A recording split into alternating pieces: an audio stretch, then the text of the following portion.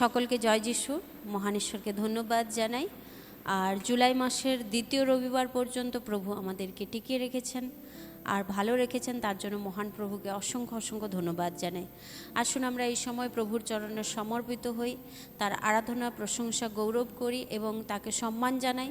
এবং প্রভু যিশু, তিনি আমাদের জীবনে কার্যকরী ঈশ্বর, তাকে যেন সর্বদা আমাদের সম্মুখে রাখি, আমাদের চলার পথে আমাদের সবার আগে যেন সম্মুখে তাকে রাখে। হালেলুয়া।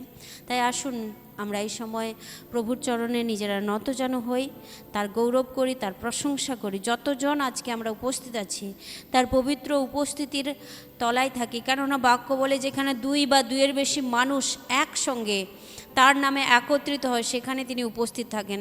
প্রভু সংখ্যা দেখেন না, প্রভু দেখেন যে 2 কিংবা 3 জন আমরা যদি এক মন এক অন্তঃকরণ নিয়ে বসি। হালেলুয়া। প্রভু তোমাকে ধন্যবাদ করি আজকে সুন্দর দিনের জন্য।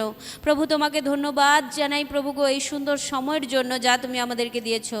প্রভু তোমাকে ধন্যবাদ জানাই যে তুমি আমাদেরকে একত্রিত করেছো। প্রভু তোমাকে ধন্যবাদ জানাই যে আমরা বেঁচে আছি। প্রভু যদি হাসপাতালের দিকে তাকাই, যদি প্রভু গো কোনো চিকিৎসালয়ের দিকে তাকাই, প্রভু কত মানুষ তারা শয্যায় শায়িত, তারা নিজেদের বাড়ি ফিরবার জন্য, একটুখানি ব্যথা থেকে উপশম পাওয়ার জন্য কতই না কাতরাচ্ছে। প্রভু তোমার পবিত্র নামে প্রভু তুমি তাদেরকে সুস্থ করো। তোমাকে ধন্যবাদ জানাই যে তুমি তাদের মতো আমাদেরকে রাখোনি, আমাদেরকে নিজ পরিবারের মানুষজনদের সঙ্গে শান্তিতে নিজ গৃহতে থাকতে দিয়েছো। প্রভু তোমাকে ধন্যবাদ করি।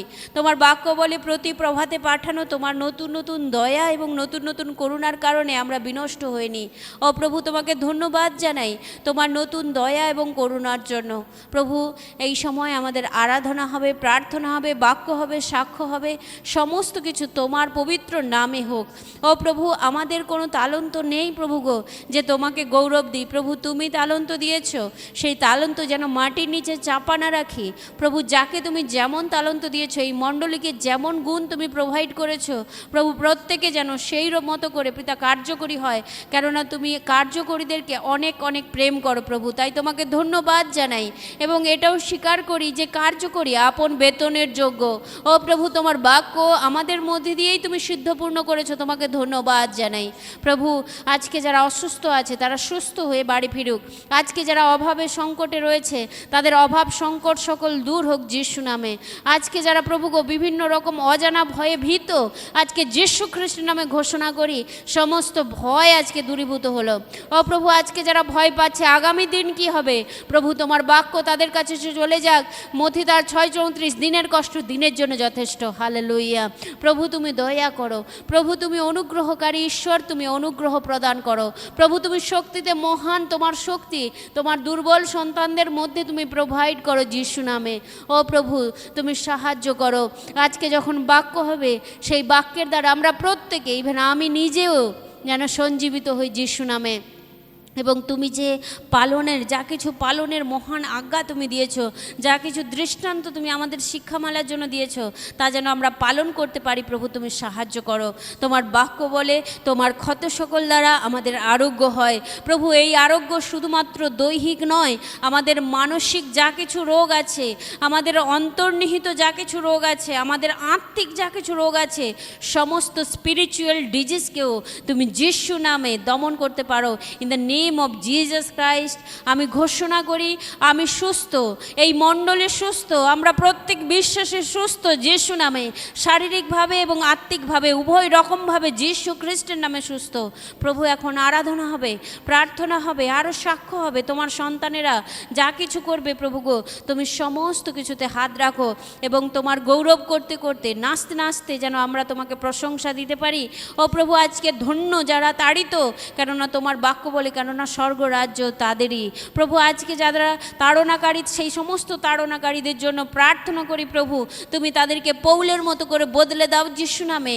ও প্রভু সেই পৌলও আগে শৌল ছিল, অত্যাচারী ছিল, দম্মেশকের পথে সে ছিল প্রধান বাধা সৃষ্টিকারী এবং সে ছিল স্তিফানকে মারার একমাত্র প্রধান উপদেষ্টা। প্রভু তুমি তাকে পরিণত করেছো এক মণ্ডলীর প্রধান আরাধনাকারী, সুসমাচার প্রচারকারী হিসেবে। আর আমি বিশ্বাস করি আজকে চারিদিকে স্থানে স্থানে যত জায়গায় যত শৌল আরাধনা অত্যাচার করছে তাদের প্রত্যেককে তুমি পৌল হিসেবে, আরাধনাকারী হিসেবে তুমি নির্বাচিত করবে, তুমি বিবেচিত করবে, তুমি মনোনীত করবে। ও প্রভু, তোমার মনোনয়ন শ্রেষ্ঠ মনোনয়ন। আমরা কাউকে মনোনীত করতে পারি না, আমরা কাউকে পরিবর্তন করতে পারি না। প্রভু, এই কথা তুমি প্রত্যেকটি জনসমাজে এই বার্তা ছড়িয়ে দাও। প্রভু, তুমি যতক্ষণ না মনোনীত করো কেউ তোমার কাছ পর্যন্ত আসতে পারে না। প্রভু, তুমি সাহায্য করো। প্রভু, তুমি সাহায্য করো। তাড়না আমাদের কাছে কোনো অভিশাপের বিষয় নয়, বরং তাড়না আমাদের কাছে শক্তি। কারণ যত বেশি তাড়না, যত বেশি অত্যাচার, তত বেশি বাড়বে তোমার প্রচার। প্রভু যিশু, তুমি সাহায্য করো। প্রত্যেকটি প্রচারক, প্রচারিকা, প্রত্যেকটি বিশ্বাসী ভাই বোনকে তুমি এই সময় ধরে রাখো। এখন শুধুমাত্র তাড়নার সময় নয় প্রভু, প্রভু এখনও সেই সময় যে কেউ শেষ পর্যন্ত স্থির থাকে সে পরিত্রাণ পায়। সেই সময় যখন তুমি বলছো যে গাছে ফল ধরে সেই গাছকে কেটে আমি আরও পরিষ্কার করি যাতে সে গাছে অধিক ফল ধরে। হালেলুয়া। প্রভু, এখন সেই সময় যখন টানা জাল টেলে তুমি মাছগুলোকে প্রভু তোমার ভাণ্ডারে রাখবে, আর যা সমস্ত কিছু নোংরা আবর্জনা তা তুমি ফেলে দেবে সেই নরকে, অগ্নিকুণ্ডে, যেখানে শুধু দন্ত আর রোদন আর দন্ত ঘর্ষণ রয়েছে। প্রভু, তাই তোমাকে ধন্যবাদ জানাই। আমরা যেন তোমার ভাণ্ডারে গচ্ছিত রূপে থাকতে পারি। ও প্রভু, আমরা যেন শেষ পর্যন্ত স্থির থাকতে পারি। প্রভু, তুমি সাহায্য করো। আজকের সভাকে তোমার হস্তে রাখি। সবার শুরু থেকে শেষ পর্যন্ত সকল দায়ভার তোমাকে দিই। এই বিনতির প্রার্থনা সকল নাসরাতি ও প্রেমময় প্রভু যিশু তোমার পবিত্র, অতি পবিত্র নামে পিতা ঈশ্বরের চরণে রাখলাম। Amen, amen, amen. হালেলুয়া। ঈশ্বরকে ধন্যবাদ জানাই, তার পবিত্র নামের গৌরব করে। আসুন আমরা এই সময় আরাধনায়, প্রশংসায় প্রভুর গৌরব দিই। Hallelujah, hallelujah. আনন্দে করি গান, কৃতজ্ঞ মনোপ্রাণ ধন্যবাদ আর প্রশংসাতে। আনন্দে করি গান, কৃতজ্ঞ মনোপ্রাণ ধন্যবাদ আর প্রশংসাতে। দয়ালু যিশুর দয়া কত, পেয়েছি তাহার রাশি যত। দয়ালু যিশুর দয়া কত, পেয়েছি তাহার রাশি যত। দিবাতে বারাতে থাকেন তিনি সাথে, দিবাতে বারাতে থাকেন তিনি সাথে। রক্ষা করেন মোদের মন্দ হতে, রক্ষা করেন মোদের মন্দ হতে। আনন্দে করি গান, কৃতজ্ঞ মনোপ্রাণ ধন্যবাদ আর প্রশংসাতে। আনন্দে করি গান, কৃতজ্ঞ মনোপ্রাণ ধন্যবাদ আর প্রশংসাতে। দয়ালু যিশুর দয়া কত, পেয়েছি তাহার রাশি যত। দয়ালু যিশুর দয়া কত, পেয়েছি তাহার রাশি যত। আবার এই দিনেতে জানি এই সভাতে, আবার এই দিনেতে জানি এই সভাতে পূর্ণ করবেন মোরে পূর্ণ আত্মাতে, পূর্ণ করবেন মোরে পূর্ণ আত্মাতে। আনন্দে করি গান, কৃতজ্ঞ মনোপ্রাণ ধন্যবাদ আর প্রশংসাতে। আনন্দে করি গান, কৃতজ্ঞ মনোপ্রাণ ধন্যবাদ আর প্রশংসাতে। দয়ালু যিশুর দয়া কত, পেয়েছি তাহার রাশি যত। দয়ালু যিশুর দয়া কত, পেয়েছি তাহার রাশি যত। দিবাতে বারাতে থাকেন তিনি সাথে, দিবাতে বারাতে থাকেন তিনি সাথে। রক্ষা করেন মোদের মন্দ হতে, রক্ষা করেন মোদের মন্দ হতে। আনন্দে করি গান কৃতজ্ঞ মনোপ্রাণ ধন্যবাদ আর প্রশংসাতে। আনন্দে করি গান কৃতজ্ঞ মনোপ্রাণ ধন্যবাদ আর প্রশংসাতে। ধন্যবাদ আর প্রশংসাতে। ধন্যবাদ আর প্রশংসাতে। হালেলুয়া। হে সদা প্রভু আমি তোমারি প্রশংসা গান গাইব। হে সদা প্রভু আমি তোমারি প্রশংসা গান গাইব। তুমি মহান, তুমি মহান, তোমারি মতো আর কেহ নাই। তুমি মহান, তুমি মহান, তোমারি মতো আর কেহ নাই। হে সদা প্রভু আমি তোমারি প্রশংসা গান গাইব। হে সদা প্রভু আমি তোমারি প্রশংসা গান গাইব।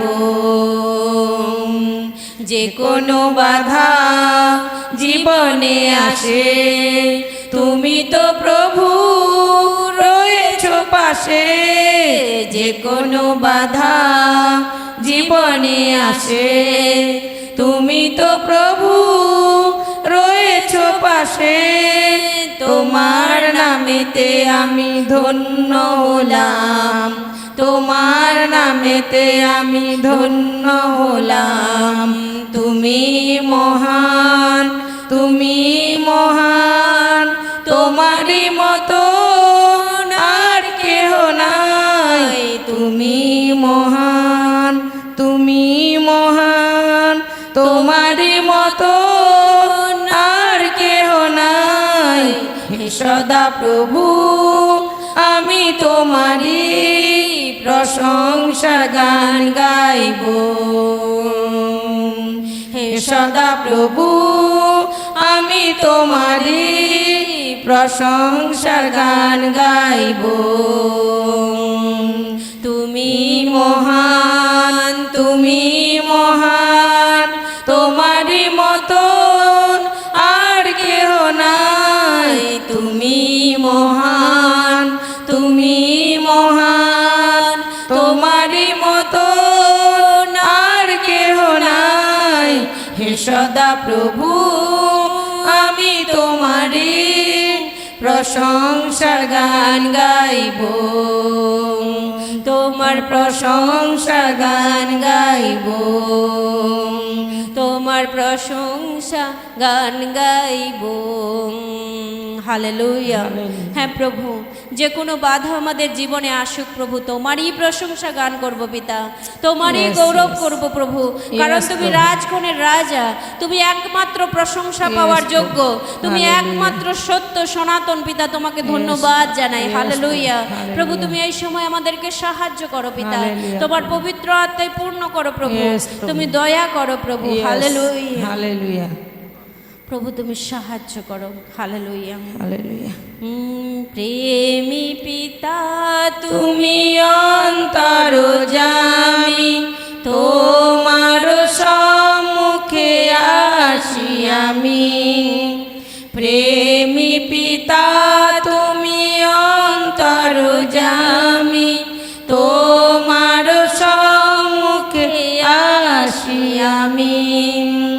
তুমি প্রভু সবল, আমি দুর্বল, তুমি প্রভু সবল, আমি দুর্বল। সবলে মোর হৃদয়ে সোনামি, সবলে মোর হৃদয়ে সোনামি। প্রেমী পিতা তুমি অন্তর্যামী, তোমার সম্মুখে আসি আমি। প্রেমী পিতা তুমি অন্তর্যামী, তো আসি আমি। পাপীর বন্ধু করুণা সিন্ধু, পাপীর বন্ধু করুণা সিন্ধু, দাও মোরে শান্তি পাপ ক্ষমি, দাও মোরে শান্তি পাপ ক্ষমি। প্রেমী পিতা তুমি অন্তর্যামী, তোমার সম্মুখে আসি আমি। প্রেমী পিতা তুমি অন্তর্যামী, তোমার সম্মুখে আসি আমি। হালেলুয়া। প্রভু তোমার সম্মুখে আসি এই সময়। প্রভু তুমি আমাদেরকে সূচি করো, শুদ্ধ করো, পবিত্র করো, তোমার শক্তিতে পূর্ণ করো। আমরা নিজেরা প্রভু গো শক্তিহীন, দুর্বল প্রভু গো, তুমি আমাদের সবল করো। ও প্রভু তোমার বাক্য তুলে বলি প্রভু গো, যখনই আমরা দুর্বল তখনই আমরা সবল, কেননা তুমি আমাদেরকে তোমার শক্তি আমাদের দুর্বলতায় কার্য করতে আজ্ঞা দাও প্রভু। তাই তোমাকে ধন্যবাদ জানাই। হালেলুয়া। প্রভু এই সময় তুমি তোমার পবিত্র আত্মার শক্তি দ্বারা সমস্ত বিশ্বাসী ভাই বোনদেরকে তুমি পূর্ণ করো যিশু নামে। Hallelujah, hallelujah, hallelujah. বেতের আঘাত মারলো তোমায়, সুস্থ হলাম আমি।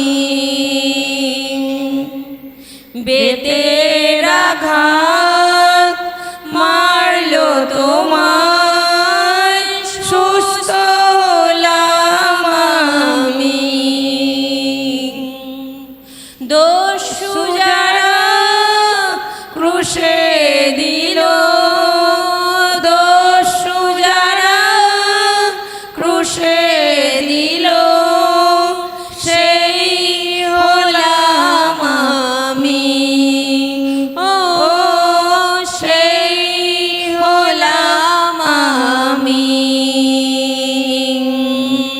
যিশু তোমার প্রেমের কথা, যিশু তোমার প্রেমের কথা কেমনে ভুলিব প্রভু আমি তোমায়, আমি তোমায়, আমি তোমায়, আমি তোমায়, আমি তোমায়।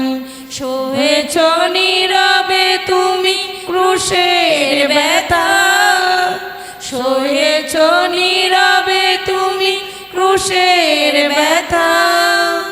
পাপের ক্ষমা তুমি দিলে গো আমায়, দিলে গো আমায়, দিলে গো আমায়, দিলে গো আমায়, দিলে গো আমায়। Hallelujah, hallelujah, hallelujah, hallelujah. বেতের আঘাত মারলো তোমায়, সুস্থ হলাম আমি। বেতের আঘাত মারলো তোমায়, সুস্থ হলাম আমি। দস্যু যারা ক্রুশে দিল, দস্যু যারা ক্রুশে দিল, সেই হলাম আমি। সেই হলাম আমি। যিশু তোমার প্রেমের কথা, যিশু তোমার প্রেমের কথা কেমনে ভুলিব প্রভু আমি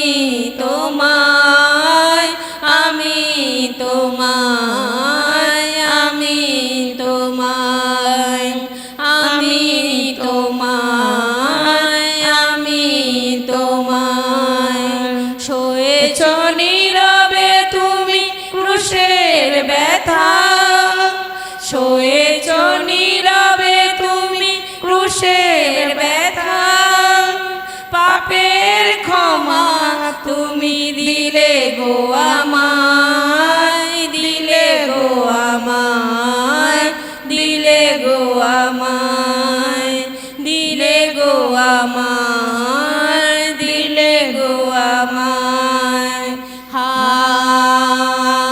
হালেলুয়া, হালেলুয়া, হালেলুয়া, হালেলুয়া। ক্রুশের উপর রক্ত দিয়ে ঘুচালে আমার সকল পাপ। ক্রুশের উপর রক্ত দিয়ে ঘুচালে আমার সকল পাপ। আশিস দানে ভরলে আমায়, আশিস দানে ভরলে আমায়, নিয়ে নিলে আমার অভিশাপ। ও নিয়ে নিলে আমার অভিশাপ। যিশু তোমার প্রেমের কথা, যিশু তোমার প্রেমের কথা কেমনে ভুলিব প্রভু আমি তোমার, আমি তোমায়, আমি তোমায়, আমি তোমায়, আমি তোমায়। সহেছ নীরবে তুমি ক্রুশের ব্যথা, সহেছ নীরবে তুমি ক্রুশের ব্যথা পাপের ক্ষমা তুমি দিলে গো আমায়, দিলে গো আমায়, দিলে গো আমায়, দিলে গো আমায়, দিলে গো আমায়। Hallelujah, hallelujah, hallelujah, hallelujah, hallelujah, hallelujah. প্রভু তোমাকে ধন্যবাদ করি প্রভু গো। তুমি পাপের ক্ষমা দিয়েছো আমাদিগকে পিতা, তোমাকে ধন্যবাদ করি। তুমি আমাদেরকে মৃতগণের মধ্যে থেকে প্রভু গো জীবিত করে তুলেছো তোমার শক্তি দ্বারা। ও প্রভু গো তোমাকে ধন্যবাদ করি প্রভু, তোমাকে ধন্যবাদ করি প্রভু গো। যখন আমরা অসুস্থ ছিলাম, আমার পরিবার অসুস্থ ছিল, ইভেন মণ্ডলীর অনেকের পরিবার অসুস্থ ছিল, তখন পাশে কেউ ছিল না, শুধুমাত্র তুমি আর তোমার শক্তি ছিল প্রভু গো। আর তোমার শক্তি দিয়ে প্রভু তুমি আমাদেরকে সুস্থতা দিয়েছো, আমার পরিবারের সুস্থতা এনে দিয়েছো প্রভু। তোমাকে ধন্যবাদ জানাই। কত বিশ্বাসী ভাই বোনকে তুমি সুস্থতা দিয়েছো পিতা, তোমাকে ধন্যবাদ জানাই প্রভু। তোমাকে ধন্যবাদ জানাই। কত অজানা বিপদের হাত থেকে তুমি দিন প্রতিদিন রক্ষা করেছো ও প্রভু, এখনো পর্যন্ত টিল নাও তুমি রক্ষা করে চলেছো। তোমাকে ধন্যবাদ জানাই প্রভু, তোমাকে ধন্যবাদ জানাই। যাদেরকে ভেঙে দেওয়ার চেষ্টা হচ্ছে কিংবা ভাঙার চেষ্টা হচ্ছে প্রভু, আমি বিশ্বাস করি তুমি তার মধ্যে থেকে নতুন কিছু গড়ে তুলতে চলেছো যিশু নামে।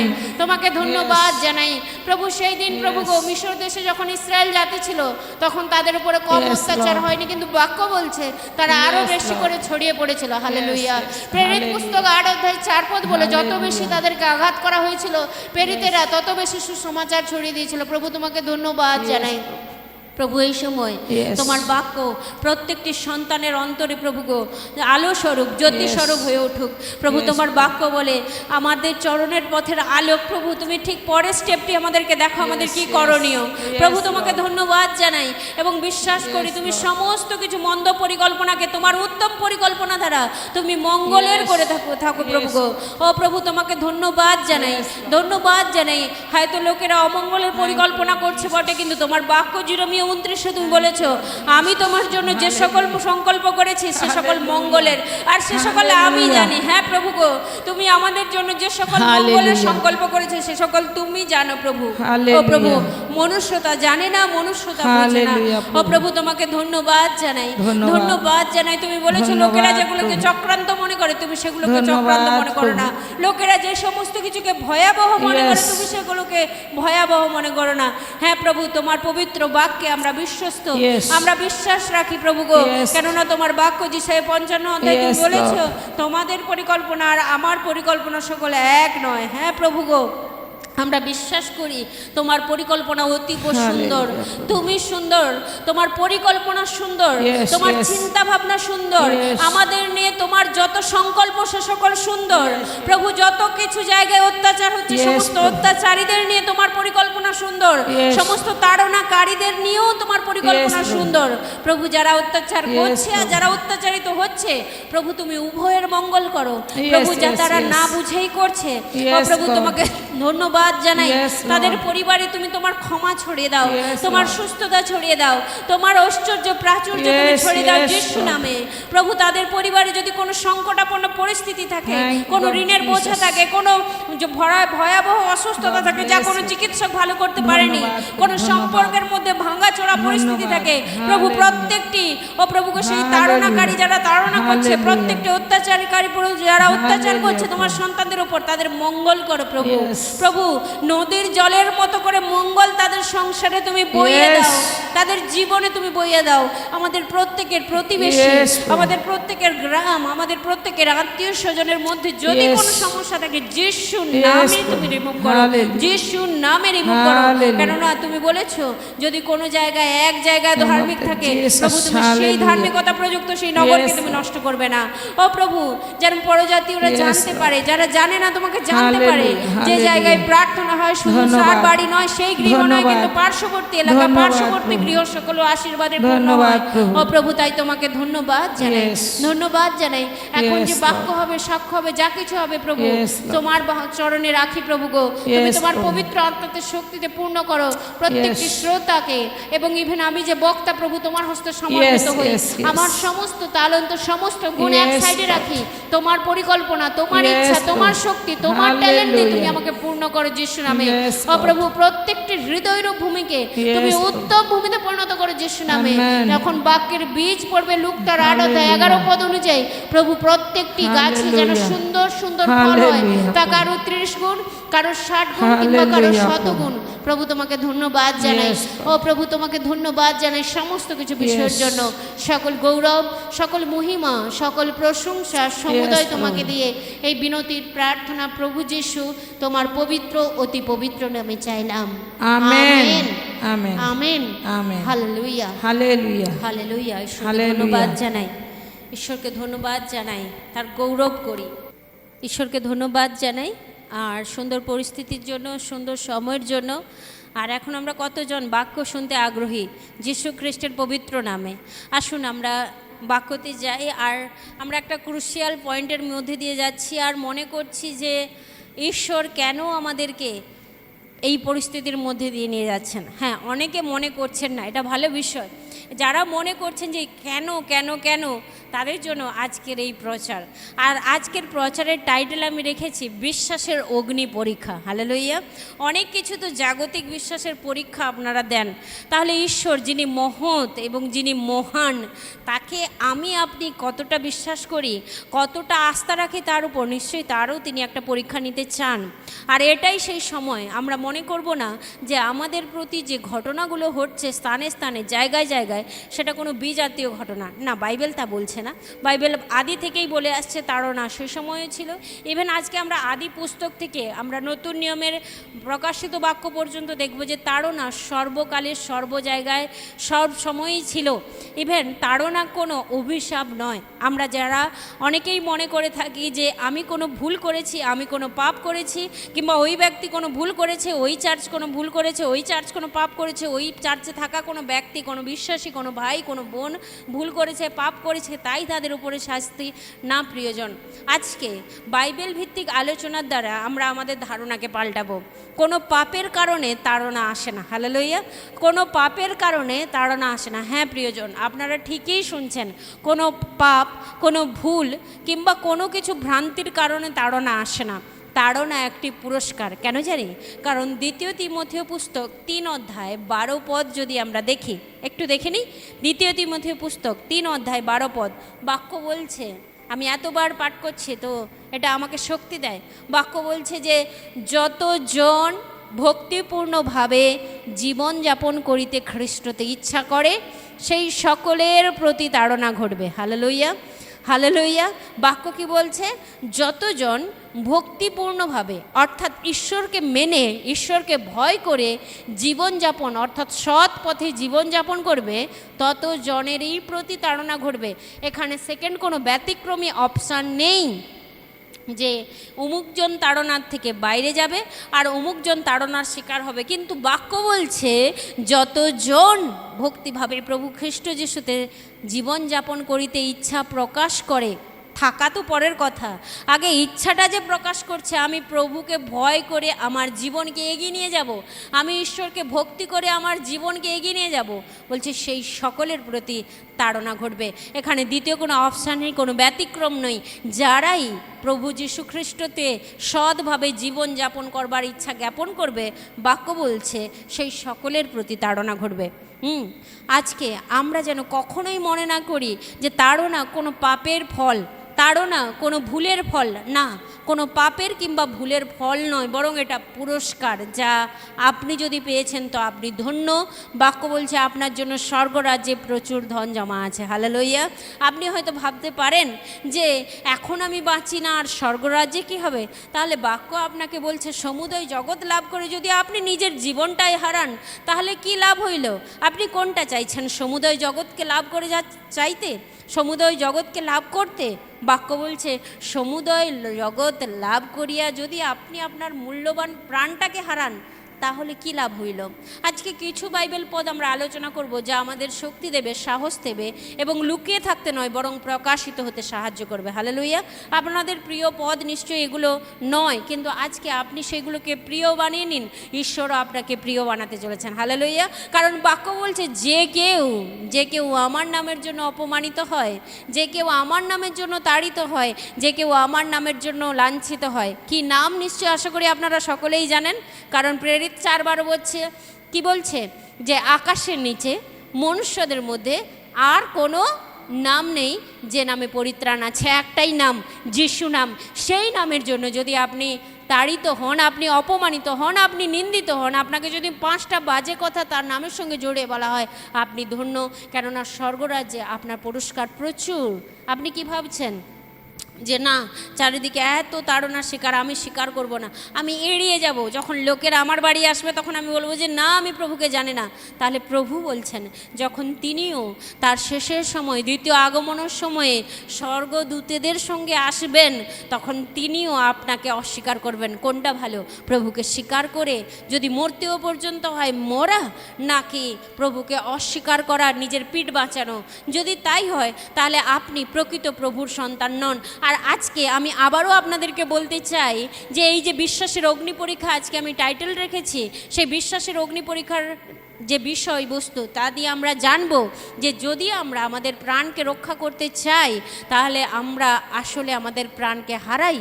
কেননা বাক্য বলছে যে কেউ তার প্রাণ রক্ষা করতে চায় সে তার প্রাণকে হারায়। এবং এই বিশ্বাসের অগ্নি পরীক্ষার মাধ্যম দিয়ে আমরা জানব যে তিনি আমার আপনার বিশ্বাসকে পরীক্ষিত করতে চাইছেন। হ্যাঁ, আমার আপনার বিশ্বাস, অনেকটা মুখে বলি যে হ্যাঁ প্রভু আমি তোমাকে কোনো দিন ছাড়বো না, বরং এটা শুধুমাত্র তাড়নার সময় নয়, বরং এটা সেই সময় যখন সময় এসেছে যোহন তার 15:2 সাকসেসফুল করার। হালেলুয়া। এটা সেই সময় যখন মথি তার 24 24 অধ্যায় পূরণের সময় এসেছে, কারণ বাক্য বলছে যে কেউ শেষ পর্যন্ত স্থির থাকবে সেই পরিত্রাণ পাইবে। আর যে কোনো শাখাতে ফল ধরে, যখন তার 15 অধ্যায় 2 পদ বলছে যে তাকে আরও পরিষ্কার করা যাইবে যাতে তাতে অধিক ফল ধরে। হালেলুইয়া। আমাকে আপনাকে ফলবান ফলবতী করবার জন্য এই পরীক্ষা আমাকে আপনাকে ফেলে দেওয়ার জন্য নয়। যখন তার 15 অধ্যায় 2 পদ বলছে, বলুন তো, যে গাছ কাটা হয় সেই গাছ থেকে কি রস নিঃসৃত হয় না? সেই গাছ হু করতে পারে না বলে এমনটা নয় যে সেই গাছের কষ্ট হয় না। আজকে অনেক বিশ্বাসী শুধুমাত্র খ্রিস্টীয় বাণীকে, খ্রিস্টীয় বাক্যকে হৃদয় মধ্যে রেখে তারাও হু করছে না, মানে তারা কোনো রকম প্রতিবাদ জানাচ্ছে না। তার মানে এই নয় যে তাদের কষ্ট হচ্ছে না। আর যারা প্রতিবাদ করছে না তাদেরকে বলে রাখা ভালো যে প্রভু যিশু ক্ষমা করতে বলেছেন, কিন্তু অন্যায়ের প্রতিবাদও করতে বলেছেন। ইভেন তিনি নিজেও জেরুজালেমের মন্দিরে ঢুকে সমস্ত ব্যবসার মেজকে তিনি উল্টে দিয়ে বলেছিলেন, আমার পিতার গৃহকে প্রার্থনার গৃহ বলা হবে, তোমরা তাকে দস্যুগণের গহর বানিয়েছ। তিনি উল্টে দিয়েছিলেন। তিনি প্রতিবাদ করেছিলেন। প্রতিবাদ করুন, এমনভাবে করুন যাতে সেই প্রতিবাদের ভাষা শুনে সবাই আশ্চর্য জ্ঞান করে। ঈশ্বরের কাছে হাঁটু পাতুন। প্রতিবাদের ভাষা কেমন হবে তা জানার জন্য চেষ্টা করুন। ঈশ্বর তার পবিত্র আত্মার শক্তি দিয়ে সাহায্য করবেন। হালেলুইয়া। কারণ বাক্য বলছে যে সময় তোমাকে টেনে নিয়ে যাওয়া হবে সেই সময় তোমাকে কি বলতে হবে তোমার আগে থেকে ভাবার প্রয়োজন নেই। কারণ স্বর্গস্থ পিতা তার আত্মা দ্বারা সেই সময় তোমার মুখে, আমার মুখে, আমাদের প্রত্যেকের মুখে ভাষা জুগিয়ে দেবেন। হালেলুইয়া।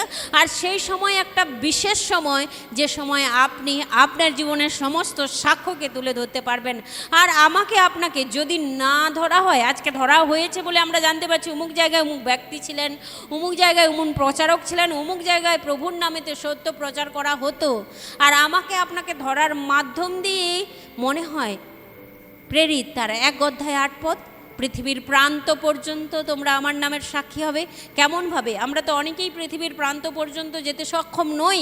ঠিক এইভাবেই পৃথিবীর প্রান্ত পর্যন্ত আমরা তার নামের সাক্ষ্য বহন করব। আসুন তাড়না কীভাবে যুগে যুগে প্রবাহিত হয়েছে আমরা নতুন থেকে পুরাতন একটু ঘেঁটে দেখি। হালেলুইয়া। প্রথমে আমরা আদি পুস্তক তার 37 অধ্যায়ে যাই। হালেলুইয়া।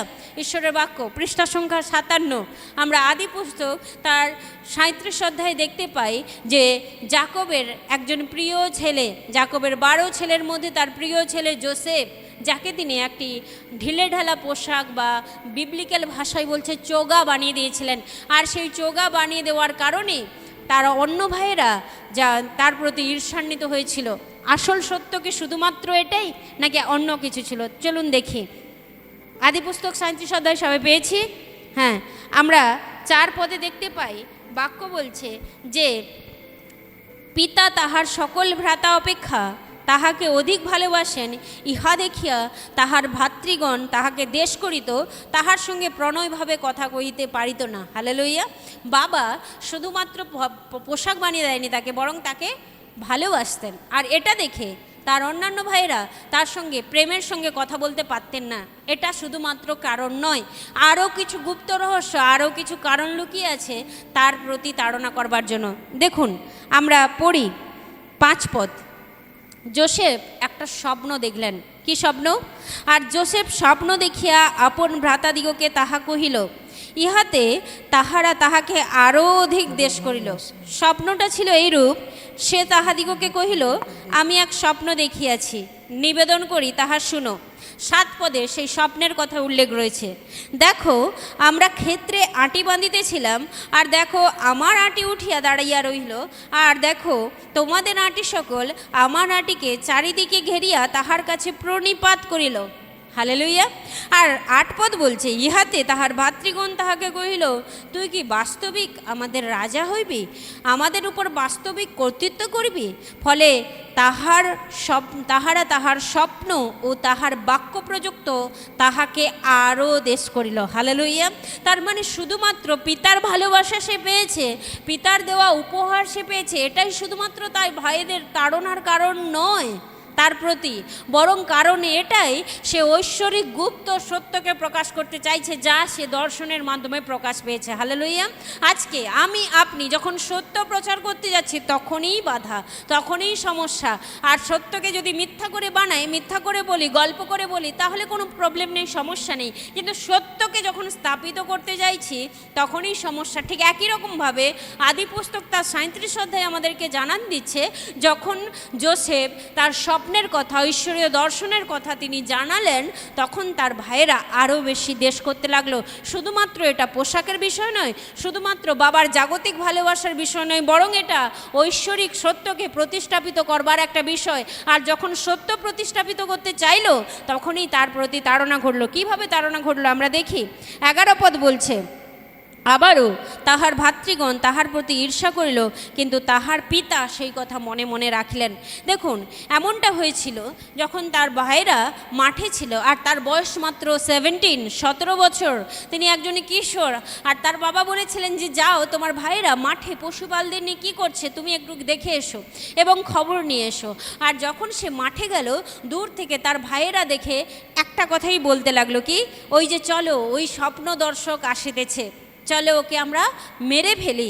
দেখুন 20 পদে বলছে, এখন আইসো, আমরা উহাকে বধ করিয়া একটা গর্তে ফেলিয়া দিই, পরে বলিব কোনো হিংস্র জন্তু তাহাকে খাইয়া ফেলিয়াছে, তাহাতে দেখিবে উহার স্বপ্নের কি হয়। অর্থাৎ মেন সমস্যা ছিল পোশাক নয়, বাবার ভালোবাসা নয়, মেন সমস্যা ছিল ঐশ্বরিক সত্যকে বলা। যা তিনি বলেছিলেন, ঈশ্বর তাকে যা দেখেছিলেন হুবহু তাই তিনি শেয়ার করেছিলেন, আর সেটা তাদের কাছে অসহ্যের বিষয় হয়ে উঠল। কিন্তু তার মধ্যে কেউ ভাই চাইল যে ও না মারা যাক। দেখুন 26 পদে আছে, তখন জিহুদা আপন ভাতৃগণকে কহিল, আমাদের ভ্রাতাকে বধ করিয়া তাহার রক্ত গোপন করিলে আমাদের কী লাভ? আইসো, আমরা ওই ইসমাইলীয়দের কাছে তাহাকে বিক্রয় করি, আমরা তাহার উপরে হাত তুলিব না, কেননা সে আমাদের ভাই, আমাদের মাংস। ইহাতে তাহার ভাতৃগণ সম্মত হলো। হালেলুয়া। কেউ একজন মেরে ফেলতে চাইলো। দেখুন, মেরে ফেলে দেওয়ার সংখ্যাটা কিন্তু অধিক, কিন্তু একজন, তাদের মধ্যে একজন বলল যে না, ওকে মেরে ফেলা যাবে না, ওকে মেরে আমাদের কী লাভ, ও তো আমাদের রক্ত, আমাদের ভাই, বরং ওকে ইসমাইলীয় বণিকদের কাছে বিক্রি করে দেই, তাতে ও বেঁচেও থাকবে, কিছু পয়সাও আমরা পাবো। ঠিক একই রকমভাবে, হ্যাঁ প্রিয়জন, ঠিক একই রকমভাবে ঈশ্বর আমাকে আপনাকে উদ্ধার করতে সক্ষম, কারণ তিনি সর্বশক্তিমান। মানুষ হয়তো একটা পরিকল্পনা করে, দুটো পরিকল্পনা করে, 3টে পরিকল্পনা করে যায়, কিংবা তারও বেশি যায়, 4টা, 5টা, 10টা, কিন্তু ঈশ্বরের কাছে রয়েছে সহস্র সহস্র পরিকল্পনা, যা আমার আপনার জন্য উত্তম। হালেলুয়া। দেখুন কি বলছে, যেখানে বাকি 10 ভাই, 11 ভাই কেন নয়, কারণ 9 ভাই, কেননা 9 জনের মধ্যে একজন হচ্ছে 12 জনের মধ্যে একজন যোসেফ নিজেই। এবং রুবেনকে যদি পৃথক করি তাহলে, জিহুদাকে যদি পৃথক করি তাহলে বাকি 10 জন, কারণ যোসেফের আরেক ভাই সে বাড়িতে ছিলেন, তো তারা প্ল্যান করলো তাকে মেরে ফেলবার, কিন্তু জিহুদার প্রস্তাবে সবাই মেনে নিল। ঠিক একই রকমভাবে ঈশ্বরের জন্য আমরা যখন লড়াই করি, আমরা যখন টিকে থাকি, আমরা যখন দাঁড়িয়ে থাকি এবং তাকে যখন সম্মুখী রাখি, তার সত্যকে প্রচার করতে যখন দ্বিধা না করি, তখন ঈশ্বর ঠিক একই রকমভাবে আমাকে আপনাকে মঙ্গলজনক উত্তর দেন, অমঙ্গল পরিকল্পনার মধ্যেও মঙ্গলজনক উত্তর দেন। হালেলুয়া। আপনি খুশি তো? আমি জানি না আপনি খুশি কিনা, আশা করি আপনি খুশি হবেন, কিন্তু আমি তো খুবই আনন্দিত যখন বাইবেলের এই সত্যগুলো আমি জানতে পাই, এবং আমি যখন জানাই তখনও আমি আনন্দিত হই, কেন কি আপনারাও তখন আমার মতো আনন্দ উপভোগ করতে পারেন। হালেলুয়া। দেখুন তার পরবর্তীতে কি হলো, আমরা 39 অধ্যায়ে ফিরে আসি। 39 অধ্যায়ে আমরা দেখতে পাই 2 পদে, সদাপ্রভু যোসেফের সহবর্তী ছিলেন। হালেলুয়া। আর এটাই সবচেয়ে ইম্পর্টেন্ট, যে মনুষ্য আমার কি করিবে যখন ঈশ্বর আমার সহবর্তী, ঈশ্বর আমার সপক্ষ, তখন কোন বিপক্ষ আমার কি করবে, কাকে আপনি ভয় করবেন? বাইবেল আমাদেরকে এ বিষয়ে স্পষ্ট শিক্ষা দিয়েছে, যে কেবল শুধুমাত্র আমার দেহকে বধ করতে পারে তাকে ভয় করতে না, বরং তিনি বারবার বলেছেন যে দেহ এবং আত্মা উভয়কে বধ করতে পারে, যার ক্ষমতা আছে, বরং তাকে তাকেই ভয় করো, আর সে শুধুমাত্র ঈশ্বর, আর কেউ নয়। দেখুন বাক্য বলছে সেই দেশে, সেই মিশর দেশে সদাপ্রভু যোসেফের সহবর্তী ছিলেন। হালেলুয়া। কোনো ভৌগোলিক অবস্থান আপনাকে আমাকে বিরত রাখতে পারে না, প্রভুর কাছ থেকে দূরে রাখতে পারে না। দেখুন অনেকে হয়তো মনে করছে ওকে জেলে পাঠিয়ে দিয়েছি, ব্যাস প্রচার বন্ধ আছে। হালেলুয়া। আমরা নতুন নিয়মে দেখব প্রেরিত পুস্তক তার 16 অধ্যায়, পৌল আর শিল জেলের মধ্যে যখন প্রার্থনা করছে, জেলের শিকলগুলো আস্তে আস্তে খুলে গেছে। হালেলুয়া। জেলের শিকলগুলো খুলে গেছে। এবং আমরা এখানে দেখতে পাচ্ছি যে কনান দেশ থেকে বিক্রি করে যোসেফকে পাঠানো হয়েছে মিশর দেশে, কিন্তু তার ভৌগোলিক অবস্থার পরিবর্তন ঘটলেও ঈশ্বরের দয়া এবং অনুগ্রহের পরিবর্তন ঘটেনি। বাক্য বলছে মিশর দেশেও সদাপ্রভু তার সহবর্তী। হালেলুয়া। আজকে আমি জানি না আমার ভবিষ্যৎ কি, আপনি জানেন না আপনার ভবিষ্যৎ কি। জেলের পচা কারাগারও যদি হয়, বাক্য বলছে সেই জায়গাতেও ঈশ্বর আমার সহবর্তী। আমেন। হালেলুয়া। সেই জায়গাতেও ঈশ্বর আমার সহবর্তী। হ্যাঁ প্রিয়জন, বাক্য বলছে তিনি সফল কর্মা হইলেন। হালেলুয়া। আর কি চাই? সাকসেসফুল জীবনের যদি একমাত্র গোল হয়, প্রভুতে বিশ্বস্ত থাকুন, প্রভুর প্রতি বিশ্বাস রাখুন। বাক্য বলছে যোসেফ বিশ্বস্ত ছিল, তাই তার ভৌগোলিক অবস্থার পরিবর্তন ঘটলেও তিনি সেই দেশেও ঈশ্বর তাকে হাতছাড়া করেননি। ঈশ্বর তার সহবর্তী, তিনি একজন সাকসেসফুল পারসন। হালেলুয়া। বলছে তিনি সফল কর্মা হইলেন ও আপন মিস্ত্রি ও প্রভুর গৃহে রহিলেন। এবং আমরা যদি দেখতে পাই যে তাকে সমস্ত কিছুর উপরে কর্তৃত্ব দেওয়া হলো। হ্যাঁ, এখানে একটা টুইস্ট ঘটে গেছে, যেমনভাবে আমার আপনার জীবনে ঘটে। ঠিক গতকাল আমি একটা নিউজ দেখছিলাম, খবর দেখছিলাম যে বেলদাতে কোনো একটি প্রভুর সন্তানকে, প্রভুর পালককে ধরে নেওয়া হয়েছে। কীরকমভাবে না, সত্য কোনো প্রমাণ তো পাওয়া যায়নি, তাই তারা একটা জোটবন্ধ হয়ে প্ল্যান করেছে। প্ল্যানটা এইরকম, আপনাদেরকে বলছি যাতে আপনারাও সতর্ক থাকতে পারেন। কেন না, একজন ভাই পালকবাবুকে এসে বলছেন, তার স্থানীয় লোকাল ভাই, যে ভাই আমাকে আপনি 5,000 টাকা ক্যাশ করে ফোনপেতে করে দিন, আমি আপনাকে ক্যাশ দিচ্ছি। এটা সচরাচর আমার আপনার সঙ্গেও হয়ে থাকে, আমাদের প্রতিবেশীদের মধ্যেও হয়ে থাকে যে ভাই আমার কাছে আমার ব্যাংকে টাকা নেই এই মুহূর্তে, আর আমাকে দাও, আমাকে আমার ব্যাংকে টাকা নেই এই মুহূর্তে, আমি তোমাকে ফোনপে করে দিচ্ছি, কিংবা আমি তোমাকে ক্যাশ দিচ্ছি, তুমি আমাকে ফোনপে করে দাও। উভয়ই ভাইসি ভার্সা, দুটোই ঘটে। কখনো ক্যাশ উনি দেন, আমি টাকা পাঠাই, কিংবা কখনো আমি টাকা দিই, উনি ক্যাশ নেন। এরকম ঘটতেই থাকে। তো পালকবাবু কিছু না মনে করে তিনি বিপদগ্রস্ত ব্যক্তির কথা ভেবে তিনি দিলেন। কিছুক্ষণ পরে পুলিশ এলেন তার কাছে। কি বিষয়, কি ক্লেম, কি অভিযোগ, কি না, ওই ব্যক্তি গিয়ে দাবি করেছেন ধর্মান্তরিত করার নামে উনি নাকি টাকা প্রোভাইড করেছেন। বলুন তো, আপনারা যারা এসেছেন তাদেরকে কয়জনকে কত টাকা আমরা দিতে পেরেছি? ইভেন আমরা কি এমনটা করি না, যখন অফারিং কিংবা দশমাংশ দিই, তখন সেগুলো আমাদের এলাকায় যত দরিদ্র ব্যক্তি, কিংবা আমাদের পার্শ্ববর্তী এলাকায় যত দরিদ্র ব্যক্তি, অসুস্থ ব্যক্তি, তাদেরকে দিয়ে আমরা সাহায্য করি। কিন্তু প্রকারান্তরে উল্টো চোট। ঠিক একই রকমভাবে যোসেফের সঙ্গেও বিজাতীয় কোনো ঘটনা ঘটেনি। যোসেফ যখন মিশরি দেশে তার মালিকের বাড়িতে রয়েছেন এবং খুব সুন্দরভাবে রয়েছেন, তখন সেই মালিকের বাড়িতে তার স্ত্রী যোসেফকে পাওয়ার জন্য তীব্র আকাঙ্ক্ষিত। ইভেন যোসেফকে যখন পেতে পারল না, তখন তার নামে শ্লীলতাহানির মামলা দিল এক প্রকার। এবং বাক্য বলছে যে সেই জায়গাতেও প্রভু তার সহবর্তী। যখন তাকে কারাগারে রাখা হয়েছে মিথ্যে অপবাদপূর্বক, বাক্য বলছে 39 অধ্যায়, আদি পুস্তক 39 অধ্যায় 23 পদ বলছে, কারারক্ষক তাহার হস্তগত কোনো বিষয়ে দৃষ্টিপাত করিতেন না, কেননা সদাপ্রভু তাহার সহবর্তী ছিলেন এবং তিনি যাহা কিছু করিতেন সদাপ্রভু তাহা সফল করিতেন। হালেলুয়া। গীত 1:1। ধন্য সেই ব্যক্তি যে নিন্দকদের সভায়, পাপীদের পথে দাঁড়ায় না, নিন্দকদের সভায় বসে না, কিন্তু সদাপ্রভুর ব্যবস্থায় দিবারাত্র ধ্যান করে।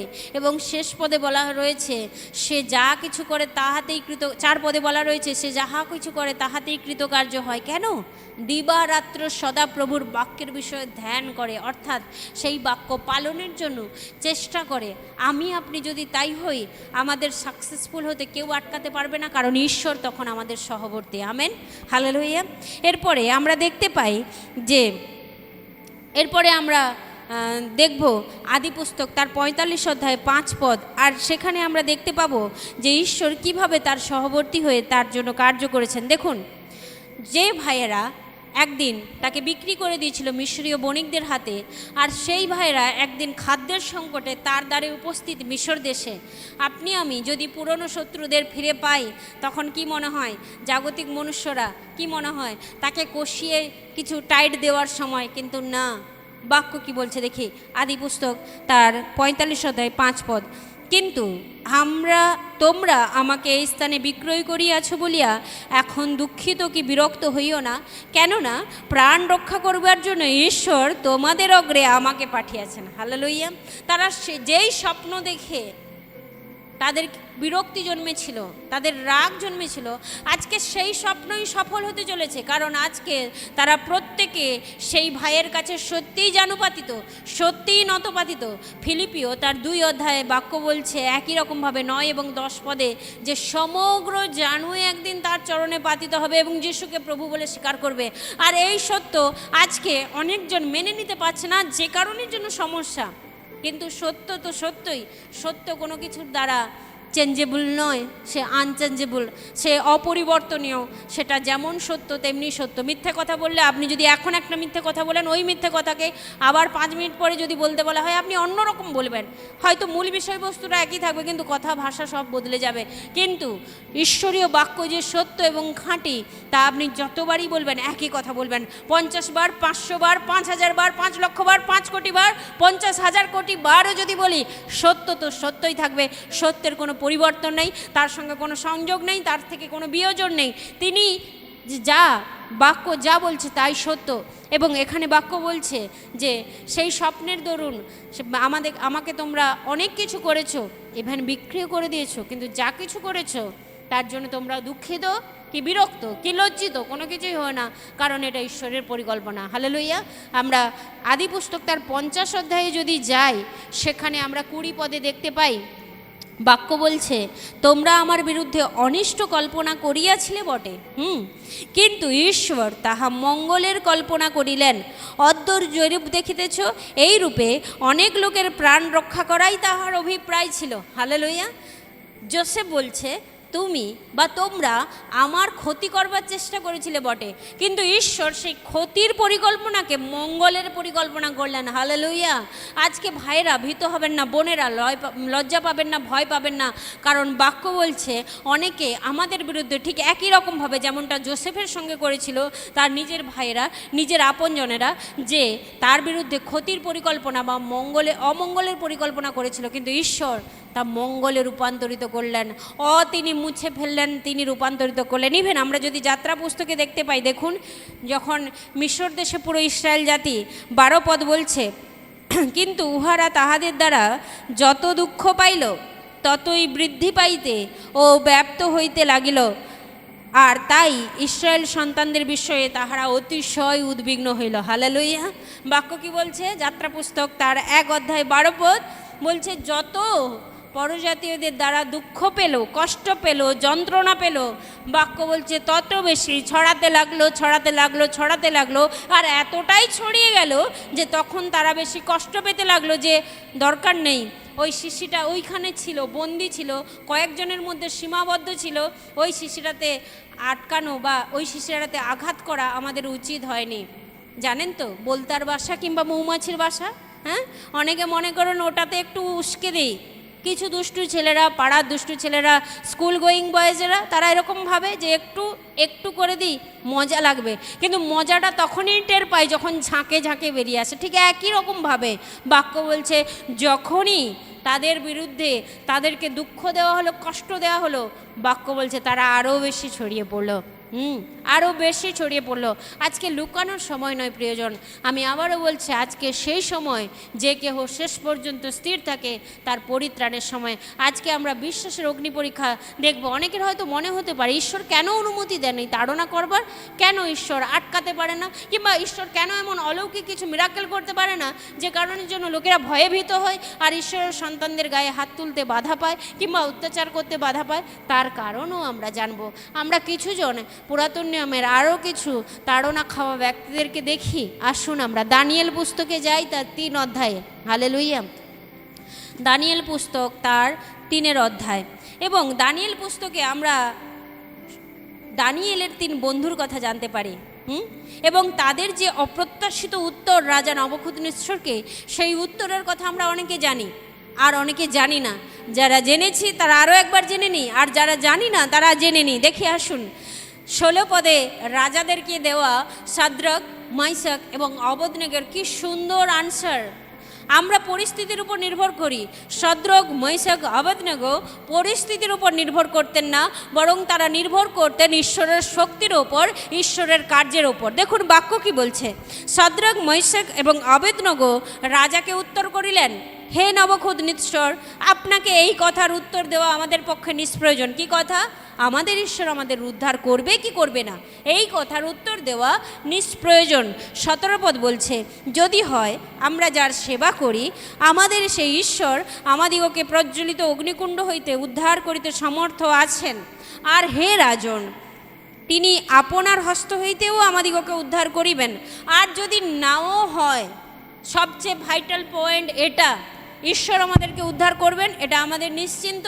কিন্তু যদি নাও করেন, আমাদের পরিস্থিতি যদি নাও বদলায়, তবুও যেন আমরা ঈশ্বরের থেকে বিমুখ না হয়ে, যেমন সাদ্রাক, মাইসাক, অবেদনেগোর জীবনে বিপুল পরিমাণে আশীর্বাদ নেমে এসেছিল। কি কারণের জন্য? দেখুন 18 পদে কি বলছে, তবু হে রাজন, আপনি জানবেন আমরা আপনার দেবগণের সেবা করব না এবং আপনার স্থাপিত স্বর্ণ প্রতিমাকে প্রণামও করব না। হালেলুয়া।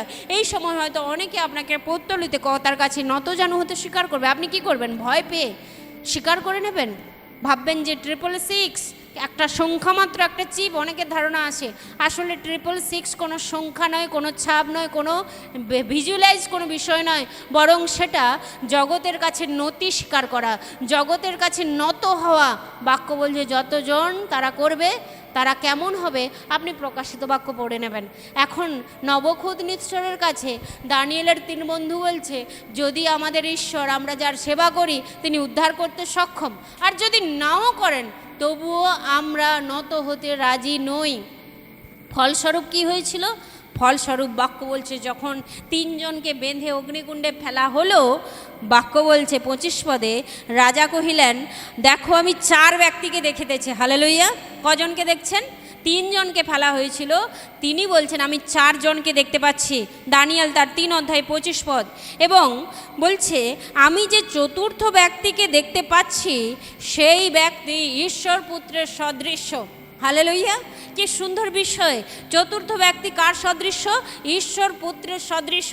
এবং বাক্য বলছে 29 পদে, রাজা নিজেই ঘোষণা করছেন, অতএব আমি এই নিয়ম স্থাপন করছি, সকল দেশের লোক, সকল জাতি, সকল ভাষাবিদদের মধ্যে যে কেহ সাদ্রাকের, মাইসাকের, অবেদনেগোর ঈশ্বরের বিরুদ্ধে কোনো প্রকার কথা বলে, কোনো প্রকার ভ্রান্তির কথা বলে, সে খণ্ড বিখণ্ড হইবে। হালেলুইয়া।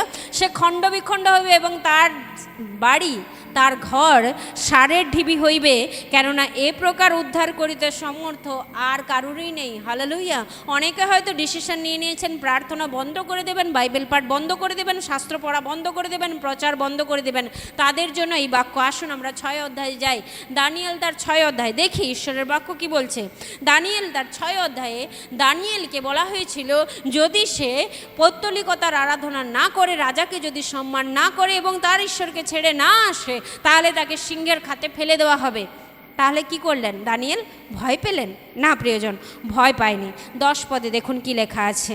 পত্রখানিতে, দানিয়েল তার 6 অধ্যায় 10 পদ, পত্রখানিতে স্বাক্ষরিত হইয়াছে, ইহা দানিয়েল যখন জানিতে পাইলেন, তখন আপন গৃহে গেলেন। তার কুঠরির বাতায়ন জেরুজালেমের দিকে খোলা ছিল। তিনি দিনের মধ্যে 3 বার জানু পাতিয়া আপন ঈশ্বরের সম্মুখে প্রার্থনা ও স্তবগান করিলেন, যেমনটা পূর্বে করতেন। হালেলুইয়া।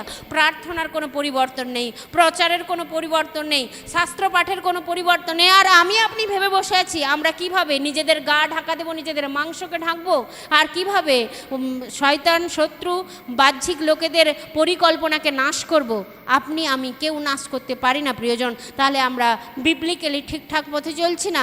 কারণ কারণ দানিয়েলকে আমরা দেখতে পাই, দানিয়েল পূর্বে যেমন দিনে 3 বার জানুপাতিয়া দরজা খোলা জানলা খোলা রেখে প্রার্থনা করতেন, ঠিক একরকমভাবেই তিনি করছেন। তিনি দেখছেন না যে কোথায় কি নোটিশ জারি হয়েছে, কোথায় সিলমোহর মারা হয়েছে, আমরা খোঁজ নিচ্ছি খবর কি খবর কি খবর কি, প্রার্থনা করছি কম, খবর নিচ্ছি বেশি। আসুন আমরা প্রার্থনা করি বেশি, খবরের কথায় কান দেই কম। কারণ খবর মানে উদ্বিগ্নতা, আর প্রার্থনা হচ্ছে উদ্বিগ্নতা দূরীকরণের একটি প্রধান এবং সহজতম এবং সবচেয়ে উত্তম উপায়। হালেলুয়া। দেখুন 18 পদ থেকে যদি আমরা দেখি, যেই রাজা স্বাক্ষর করেছেন সেই রাজা রাতে ঘুমাতে পাচ্ছেন না। কেন পাচ্ছেন না? তার কারণ দানিয়েলকে ওই সিংহের খাতে ফেলবার মতো কোনো যৌক্তিকতা তিনি দেখতে পাচ্ছেন না। দানিয়েলকে তো সিংহের খাতে ফেলে দেওয়া হয়েছে, কিন্তু রাজা উপবাসপূর্বক সারা রাত্রি পায়চারি করে বেড়াচ্ছেন, এবং পরে রাজা অতি প্রত্যুষে মানে ভোর হতে না হতেই উঠিয়া 70 সিংহের খাতে গেলেন। 19 পদ থেকে আমি পাঠ করছি। আর খাতের নিকটে গিয়া তিনি আত্মস্বর করিয়া দানিয়েলকে ডাকিলেন। রাজা দানিয়েলকে বললেন, হে জীবন্ত ঈশ্বরের সেবক দানিয়েল, তুমি অবিরত যাহার সেবা করো, তোমার সেই ঈশ্বর কি সিংহের মুখ হইতে তোমাকে রক্ষা করিতে পারিয়াছেন?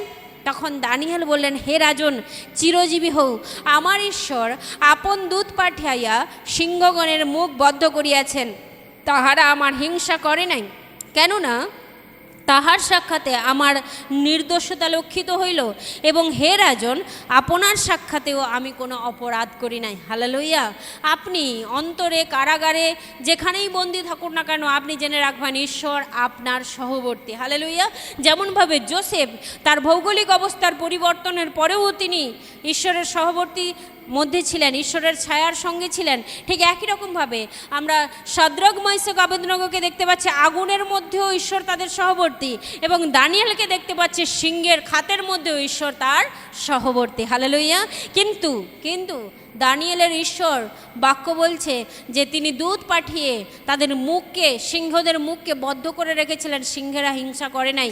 কিন্তু যদি আমরা দেখি যে 24 পদে, পরে রাজা যখন আজ্ঞা করিলেন, তাহাতে যাহারা দানিয়েলের উপরে দোষারোপ করিয়াছিল তাহাদিওকে আনিয়া তাহাদের বালক বালিকা ও স্ত্রী শুদ্ধ সিংহদের খাতে যখন ফেলে দেওয়া হলো, তখন তাহারা খাতের তল স্পর্শ করতে না করতেই সিংহগণ তাহাদিগকে আক্রমণ করিয়া তাহাদের সমস্ত অস্থি চূর্ণ করল। হালেলুয়া। তার মানে সেই সিংহগুলো দুর্বল ছিল না প্রিয়জন, সেই সিংহগুলো যথেষ্ট শক্তিশালী ছিল, লুফে নেওয়ার মতো সিংহ ছিল, ক্ষুধার্ত ছিল, লালায়িত ছিল মাংসের জন্য। কিন্তু সদাপ্রভু যখন দূত পাঠালেন তখন তাদের মুখ বন্ধ হলো। ঠিক একই রকমভাবে ঈশ্বর গীত 91 আমাদের প্রশংসা করেন, তিনি আমাদের সান্ত্বনা দেন, আমরা তার প্রশংসা করি তার বাক্যের, যে তিনি আপন দূতগণকে আমাদের বিষয়ে আজ্ঞা দেন, যেন তাহারা আমাকে হস্তে করিয়া তুলিয়া লয়, পাছে আমাদের চরণে পাথরের আঘাত লাগে। হালেলুয়া। তিনি দূতগণকে আমাদের বিষয়ে আজ্ঞা দেন। হ্যাঁ প্রিয়জন, আজকে আমাকে আপনাকেও আমাদের বিষয়েও তিনি দূতগণকে আজ্ঞা দেন, যেন আমাদেরকে তার পক্ষের ছায়ার নিচে সঙ্গোপনে লুকিয়ে রাখে, সুরক্ষিত করে। কিন্তু সেই দানিয়েল 3 বন্ধু যেমন বলেছিল, যদি নাও করে, হ্যাঁ সবসময় যে করবে এমনটা নয়, তার বিশেষ পরিকল্পনা রয়েছে না করার, তিনি করবেন, তিনি সুরক্ষা দেবেন না, তার মানে এই নয় যে তিনি সুরক্ষা দিতে পারেন না, তিনি দেবেন না, তারও পিছনে যথেষ্ট কারণ রয়েছে। তিনি আমার আপনার বিশ্বাসকে খুঁটিয়ে দেখতে চাইছেন, কিংবা একজনের শহীদ হওয়ার পেছনে হয়তো অনেক কারণ রয়েছে। যেমন আমরা স্তিফানের বিষয়ে একটু পরে যাচ্ছি, দেখতে পাবো যে স্তিফান যখন শহীদ হয়েছিল তারপর সুসমাচার কত ব্যাপক এবং জোরালোভাবে ছড়িয়ে পড়েছিল। তাই উদ্ধার করতে তিনি যদি করেন তো ভালো, নাও যদি করেন তবুও ভালো, ঈশ্বরের ধন্যবাদ। হালেলুয়া। দেখুন বাক্য বলছে তিনি কি আজ্ঞা করলেন, বলছে আমি এই আজ্ঞা করিতেছি।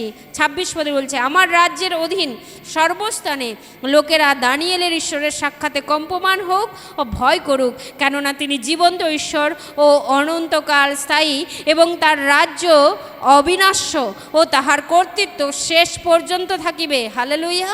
বাক্য বলছে তার রাজ্য অবিনাশ্য, তার রাজ্য বিনাশের যোগ্য নয়, তার রাজ্য শেষ পর্যন্ত স্থির থাকবে। আর আমরা যদি তার রাজ্যের বিষয়ে প্রথমে সচেষ্ট হই, চিন্তাশীল হই, তাহলে আমাদের যা প্রয়োজন তিনি তা মেটান। এবং মথি তার 6:34 বলছে, দিনের কষ্ট দিনের জন্যই যথেষ্ট। আমেন। হালেলুয়া।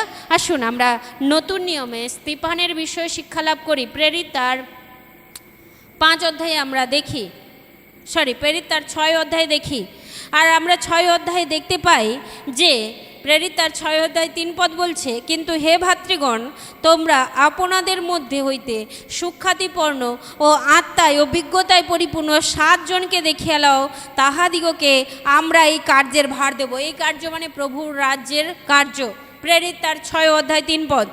কিন্তু আমরা প্রার্থনায় ও বাক্যের পরিচর্যায় নিবিষ্ট থাকিব। আর এই কথায় সমস্ত লোক সন্তুষ্ট হইল, আর স্তিফান নামে এক ব্যক্তিকে মনোনীত করা হলো। দেখুন এখানে লেখা আছে তার নাম স্পষ্টরূপে। আর তাহারা এই কয়েকজনকে মনোনীত করিল, স্তিফান, যিনি বিশ্বাসে ও পবিত্র আত্মায় পরিপূর্ণ ছিলেন। হালেলুয়া। এখন আমরা এমন একজন ব্যক্তির কাহিনী শুনব, সত্য কাহিনী না, কোনো বানানো গল্প নয়, সত্য কাহিনী। সেই কাহিনী থেকে আমরা জানব, আমরা অনেকের ধারণা থাকে যে কোনো ব্যক্তি যদি পাপ আত্মায় পরিপূর্ণ হয় কিংবা পাপে পড়ে কিংবা ভুল করে, তাড়না বোধ হয় তার প্রতি ঘটে। কিন্তু বাক্য বলছে, প্রেরিত তার 6 অধ্যায় 5 পদ, স্তিফান ছিল পবিত্র আত্মায় পূর্ণ এবং সৎ একজন ব্যক্তি। হালেলুয়া। পবিত্র আত্মায় পূর্ণ এবং বিশ্বাসে পরিপূর্ণ একজন ব্যক্তি।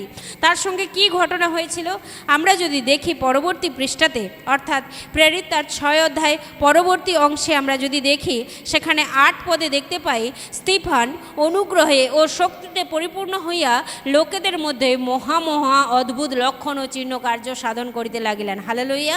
বাক্য কি বলছে?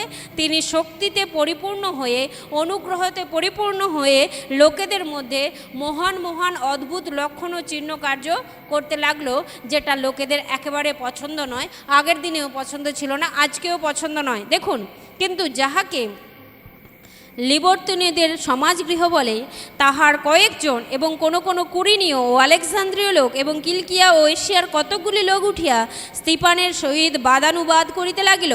কিন্তু তিনি যে বিজ্ঞতার ও যে আত্মার বলে কথা কহিতেছিলেন, তাহার প্রতিরোধ করিতে তাহাদের সাধ্য হইল না। তখন কয়েকজনকে গড়িয়া লইল, আর তাহারা এই কথা কহিল, আমরা ইহাকে মসির ও ঈশ্বরের বিরুদ্ধে নিন্দাবাদ করিতে শুনিয়াছি। সাধারণ কোনো দোষ যখন পাওয়া গেল না, তখন তাদের বিপক্ষে কিছু লোকের একটা গ্রুপ করলো, এবং গ্রুপ তাদের বিরুদ্ধে কি সাক্ষ্য দিল, যে এই ব্যক্তি নাকি ঈশ্বর নিন্দা করছে। কিন্তু 8 পদ বলছে, তিনি অনুগ্রহ এবং শক্তিতে পরিপূর্ণ হয়ে ভালো কাজই করছিলেন, কোনো নিন্দাজনক কিছু করেনি। আর তাহারা লোক সাধারণকে এবং প্রাচীন বর্গকে, অধ্যাপকগণকে উত্তেজিত করিয়া তুলিল এবং স্তিফানকে আক্রমণ করিয়া ধরিল ও মহাসভাতে লইয়া গেল এবং মিথ্যা সাক্ষী দাঁড় করাইয়া দিল, যাহারা কহিল, এই ব্যক্তি পবিত্র স্থানের ও ব্যবস্থার বিরুদ্ধে কথা কহিতে ক্ষান্ত হয় না। কেননা আমরা ইহাকে বলিতে শুনিয়াছি যে সেই নাসরাতীয় যিশু এই স্থান ভাঙিয়া ফেলিবে এবং মসি আমাদের কাছে যে সকল নিয়ম প্রণালী সমর্পণ করিয়াছেন সে সকল পরিবর্তন করিবে। হালেলুয়া। কার নামে? স্তিফানের নামে। কেমন করে কথা বললো? মিথ্যা সাক্ষী দাঁড় করিয়ে। আমরা জানি আমাদের মেদিনীপুরের একজন রেভারেন্ড এখনও পর্যন্ত টিল নাও জেলে বন্দী রয়েছেন, এবং তার বিরুদ্ধে যে সমস্ত অভিযোগগুলো দায়ের করা হয়েছে তার সর্বৈব মিথ্যে, এবং যে সমস্ত লোকগুলোকে দাঁড় করানো হয়েছে তাদেরকে না জানি কেমন করে দাঁড় করানো হয়েছে। আর এখানে বাক্য বলছে ঠিক একই রকমভাবে স্তিফানের বিরুদ্ধেও মিথ্যা সাক্ষী দাঁড় করানো হয়েছিল। এবং 15 পদ বলছে, যখন তাহারা সভায় বসিয়াছিল, তাহারা সকলে তাহার প্রতি এক দৃষ্টে চাহিয়া থাকিল, তাহার মুখ স্বর্গদূতের মুখের তুল্য। হালেলুইয়া। সবচেয়ে গুরুত্বপূর্ণ দিক এটাই, বাইরের কোনো পরিস্থিতি আমার আপনার ভেতরের ঈশ্বরদত্ত যে শান্তি, সেই শান্তিকে কেড়ে নিতে পারে না। আর স্তিফানের এই যে স্বর্গদূতের মতো মুখ উজ্জ্বল হওয়া, তা তার ভেতরের শান্তি, যা যোহন তার 14 অধ্যায়ে প্রভু যীশু আমাদেরকে প্রমিস করেছেন। তিনি বলেছেন, শান্তি আমি তোমাদিগকে দান করিতেছি, আমারই শান্তি তোমাদিগকে দান করিতেছি। জগৎ যেরূপ শান্তি দেয় সেরূপ শান্তি নয়। হ্যাঁ, আজকে অনেকে বলতে পারেন যে তোমাদের ঈশ্বর যদি তোমাদেরকে শান্তি দিয়েছে, তাহলে তোমরা কেন আজকে এত অশান্তির মধ্যে? না, এটা জগতের শান্তি অশান্তির ব্যাপার নয়। প্রভু আমাদের অন্তরে শান্তি দিয়েছেন। তাই স্তিফানের বাহ্যিক পরিস্থিতি হয়তো অশান্ত, বাহ্যিক পরিস্থিতি শান্তিপূর্ণ নয়, কিন্তু বাক্য বলছে স্তিফানের মুখ স্বর্গদূতের তুল্য, আর এটা তার ভেতরকার শান্তির বহিঃপ্রকাশ। হালেলুইয়া। পরবর্তীতে আমরা যদি 7 অধ্যায় পুরোটা পাঠ করি, সেখানে ঈশ্বরের বাক্য বলছে তিনি কিভাবে অব্রাহাম, মসি, যোসেফ, যাকব এবং সামুয়েল দানিয়েল এবং দাউদের প্রতি, সলোমনের প্রতি কিভাবে লোকেরা পরপর অত্যাচার করেছে সেই সমস্ত কিছু তিনি তুলে ধরলেন। কিন্তু তুলে ধরেও শেষ রক্ষা হলো না, কেননা তিনি স্পষ্টরূপে 51 পদে এমন একটি সত্য কথা তুলে ধরলেন যা আজকের দিনের জন্য প্রযোজ্য। প্রেরিত তার 7 অধ্যায় 51 পদ বলছে, হে শক্তগ্রীবেরা এবং হৃদয়ে কর্ণে অচ্ছিন্নতকেরা, তোমরা সর্বদা পবিত্র আত্মার প্রতিরোধ করিয়া থাকো। তোমাদের আগে যারা ছিল তারাও যেমন করতো, তোমরাও ঠিক তেমনি। হালেলুয়া। বাক্য কি বলছে? তোমরা পবিত্র আত্মার কার্যকে বাধা দিয়ে থাকো। ইভেন আজকের দিনে দাঁড়িয়েও তাই হচ্ছে। আর যখন এটা বলা হলো তখন তাদের রাগ একেবারে চূড়ান্ত লেভেলে গেল। দেখুন তারপরে কি হলো। 54 পদ বলছে, এই কথা শুনিয়া তাহারা মর্মাহত হইল, তাহার প্রতি দন্তঘর্ষণ করিতে লাগিল। কিন্তু তিনি পবিত্র আত্মায় পরিপূর্ণ হইয়া স্বর্গের প্রতি এক দৃষ্টে চাহিয়া দেখিলেন যে ঈশ্বরের প্রতাপ রহিয়াছে এবং প্রভু যীশু ঈশ্বরের দক্ষিণে দাঁড়াইয়া আছেন। আর তিনি বললেন, দেখো আমি দেখিতেছি স্বর্গ খোলা আছে আর মনুষ্যপুত্র ঈশ্বরের দক্ষিণে দাঁড়িয়ে আছেন। কিন্তু তাহারা উচ্চস্বরে চেঁচাইয়া উঠিল আর আপন আপন কর্ণ রুদ্ধ করিল। সেই কথা তারা শুনল না। আজকের দিনে আমি আপনি যদি 5টা ভালো কথাও বলতে যাই, শুনবে না, বলতে চাইলেও শুনবে না। তারা তখন কর্ণকে অবরোধ করবে, যেমনটা সেদিনও তারা করেছিল। বাক্য বলছে, এবং একযোগে তাহার উপরে গিয়া পড়িল আর তাহাকে নগর হইতে বাহির করিয়া পাথর মারিতে লাগিল। এবং সাক্ষীগণ আপন আপন বস্ত্র খুলিয়া শৌল নামক এক যুবকের পায়ের কাছে রাখিল। হ্যাঁ, সেই শৌল যে ছিল মণ্ডলীর প্রধান তাড়নাকারী, যে ছিল মণ্ডলীর তাড়নাকারীদের প্রধান উপদেষ্টা, যার পরিচালনায় বহু লোক বহু রকমভাবে অত্যাচারিত হয়েছে, সেই শৌলের কাছে সকলে সাক্ষী স্বরূপ তাদের পোশাক খুলে রাখলো, তাদের জামা খুলে রাখলো। দেখুন 59 পদে তিনি স্তিফান, একদিকে তারা স্তিফানকে পাথর মারিতেছিল আর তিনি অর্থাৎ স্তিফান ডাকিয়া প্রার্থনা করিলেন, হে প্রভু যিশু, আমার আত্মাকে গ্রহণ করো। পরে তিনি হাঁটু পাতিয়া উচ্চস্বরে কহিলেন, প্রভু ইহাদের বিপক্ষে এই পাপ ধরিও না। হালেলুয়া। একজন মৃত্যু পথযাত্রী তিনি বলছেন, এদের বিপক্ষে প্রভু তুমি এই পাপকে ধরো না, প্রভু তুমি এদের ক্ষমা করো। আর শৌল তাহার হত্যার অনুমোদন করিতেছিলেন। আজকে আমি আপনি যেন প্রার্থনা করি সেই শৌলের মতো প্রত্যেকটি তাড়নাকারী যেন মন পরিবর্তন করে, আর ঈশ্বর যেন তাদেরকে দর্শন দেয়। ঈশ্বর যেন তাদেরকে বলে যে, শৌল কেন তুমি তাড়না করিতেছ আমাকে? আর তাহারা যেন প্রশ্ন করে, আমরা তো তোমাকে তাড়না করিনি, তুমি কে? যেন প্রভু যিশু তাদেরকে যেন জানান দেয় তিনি যীশু খ্রিস্ট।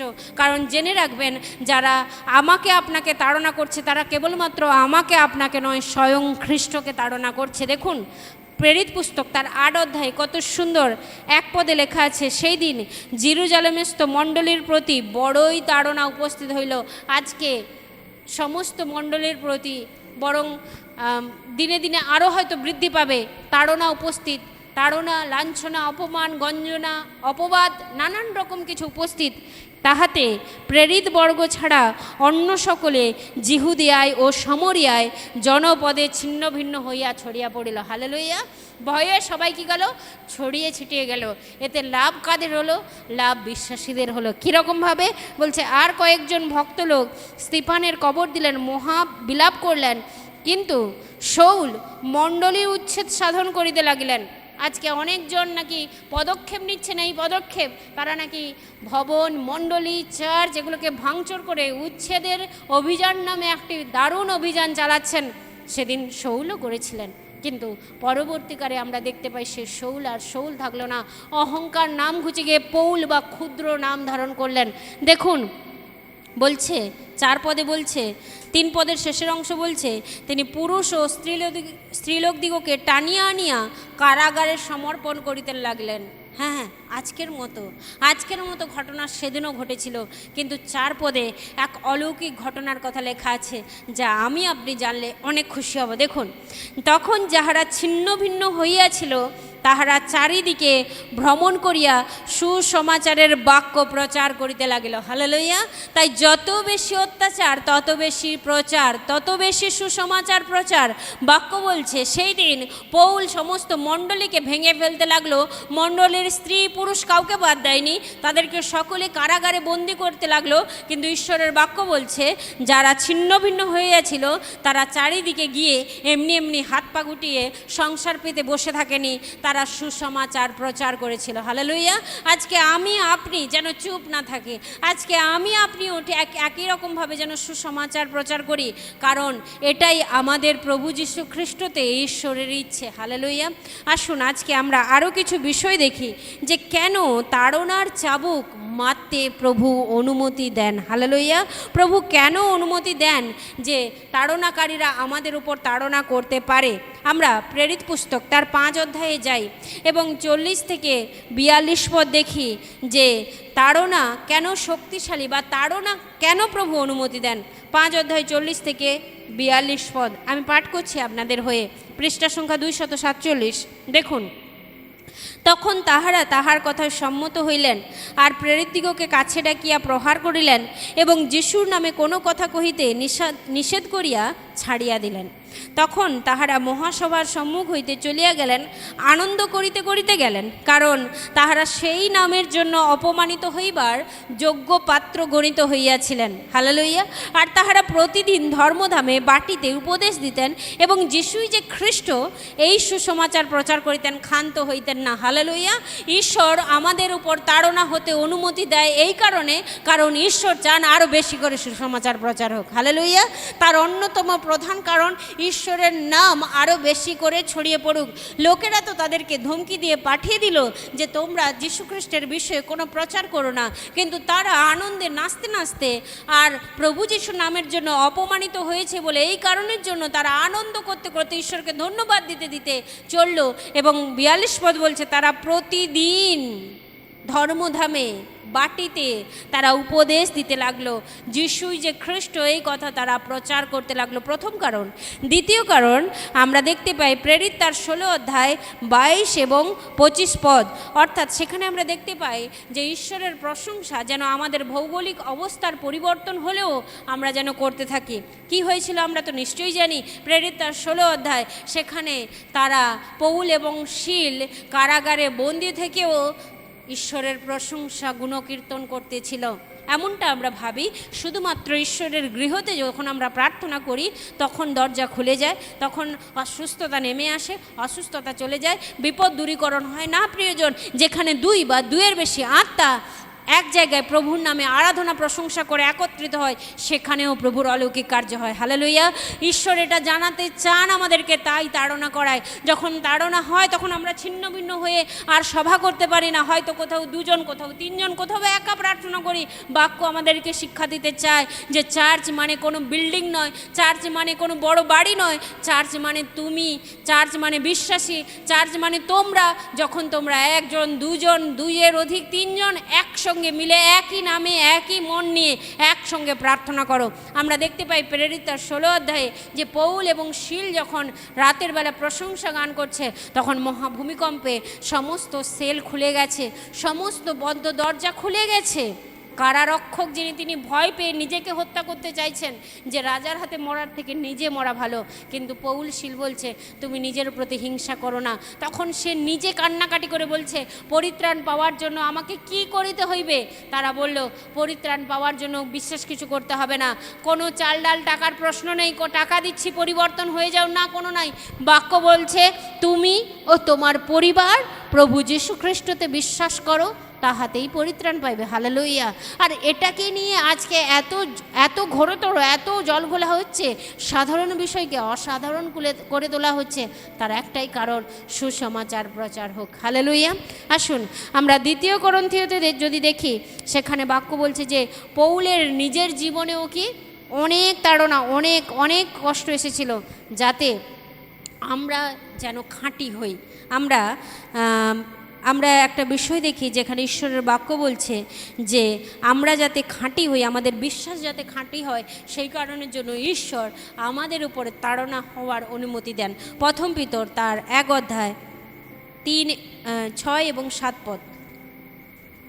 প্রথম পিতর 1 অধ্যায় 6 এবং 7 পদ বাক্য বলছে, ইহাতে তোমরা উল্লাস করিতেছ, যদিও অবকাশ মতে এখন অল্পকাল নানাবিধ পরীক্ষায় দুঃখার্ত হইতেছ, যেন যে সুবর্ণ নশ্বর হইলেও অগ্নি দ্বারা পরীক্ষিত হয়, তাহা অপেক্ষাও মহামূল্য তোমাদের বিশ্বাসের পরীক্ষা সিদ্ধতা যীশুখ্রিস্টের প্রকাশকালে প্রশংসা, গৌরব ও সমাদরজনক হইয়া প্রত্যক্ষ হয়। হালেলুইয়া। বাক্য কি বলছে? যে তাড়না আমাদের প্রতি ঘটে এই কারণের জন্য যাতে আমাদের বিশ্বাস খাঁটি বলে প্রমাণিত হয়। হ্যাঁ, এখন তো তাদের চিনে নেওয়ার সময়। টানা জালে কিছু মাছ পড়লো, কিছু মাছ প্রভুর গৃহে আর কিছু মাছ ফেলে দিলেন, কারা পড়ে থাকবে? আজকে বাক্য বলছে আজকে সেই সময়, তাড়নার সময়। বলছে যে সোনা নশ্বর তাকেও আগুনের মধ্যে দিয়ে খাঁটি কিনা প্রমাণিত হতে হয়। আর আজকে আমাদেরও বিশ্বাসের অগ্নি পরীক্ষা। আর এই জন্য যারা আমরা মনে করি যে ঈশ্বর কেন অলৌকিক কিছু দেখাচ্ছে না, তার কারণে আজকে আমার আপনার বিশ্বাস কতটা খাঁটি প্রভু তা দেখতে চলেছেন, প্রভু তা দেখতে চাইছেন। এবং তাড়নার সময় আমরা আরও একটা জিনিস হই, খ্রিস্টের দুঃখ ভোগের সঙ্গী হই। হালেলুইয়া। ফিলিপিও তার 3 অধ্যায়ে 10 পদ আমরা দেখি। ইফিসিওর ঠিক পরেই রয়েছে ফিলিপিও তাহার 3 অধ্যায় 10 পদ। হালেলুইয়া। ঈশ্বরের ধন্যবাদ হোক। বাক্য বলছে, যেন আমি তাহাকে তাহার পুনরুত্থানের পরাক্রম ও তাহার দুঃখ ভোগের সহভাগিতা জানিতে পারি, এই রূপে তাহার মৃত্যুর সমরূপ হই। হালেলুইয়া।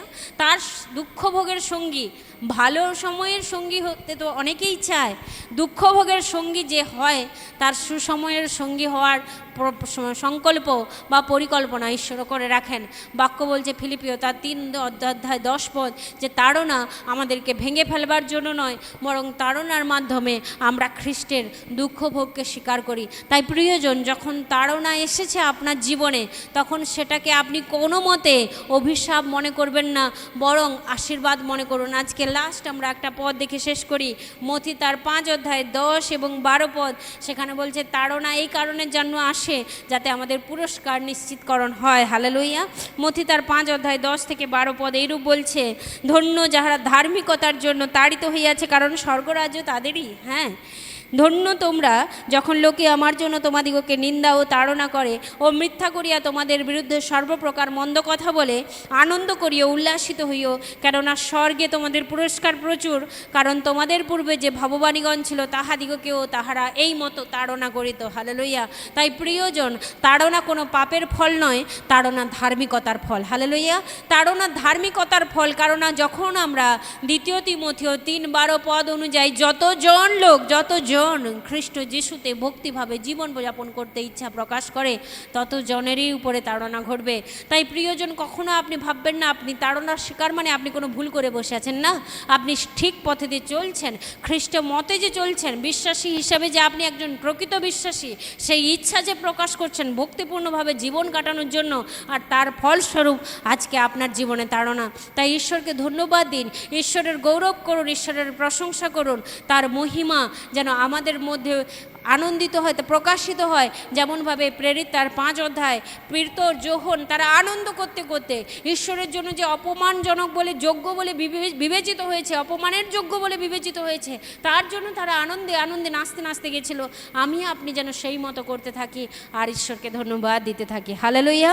ঈশ্বরের গৌরব হোক। ঈশ্বর তার প্রকাশিত বাক্যে আমাকে, আপনাকে, সকলকে ঈশ্বর আশীর্বাদ যুক্ত করুক। আমেন। হালেলুইয়া।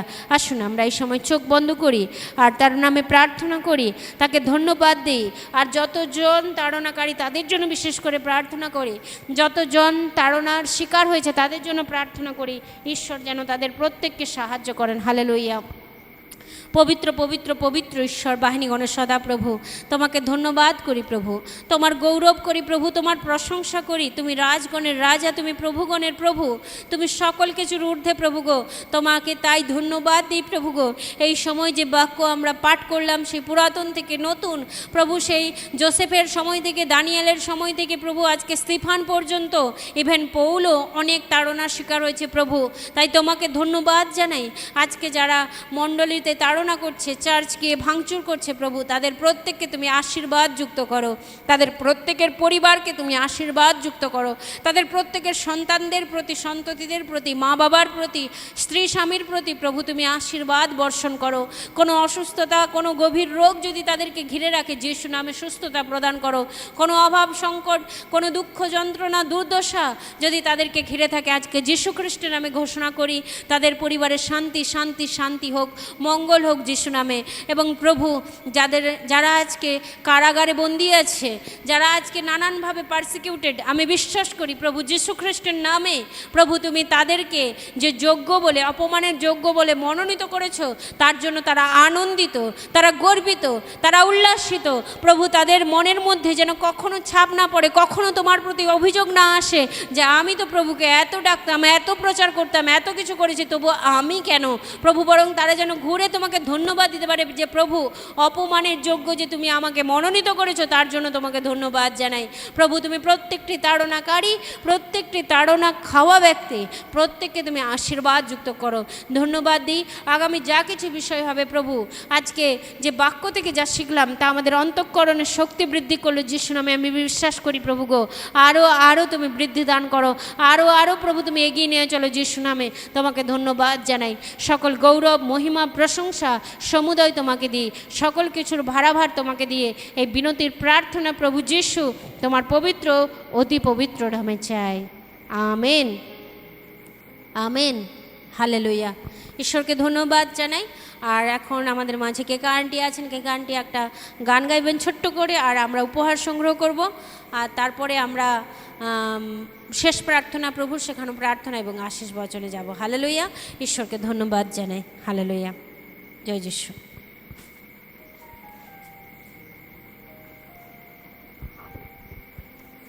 জয় যিশু।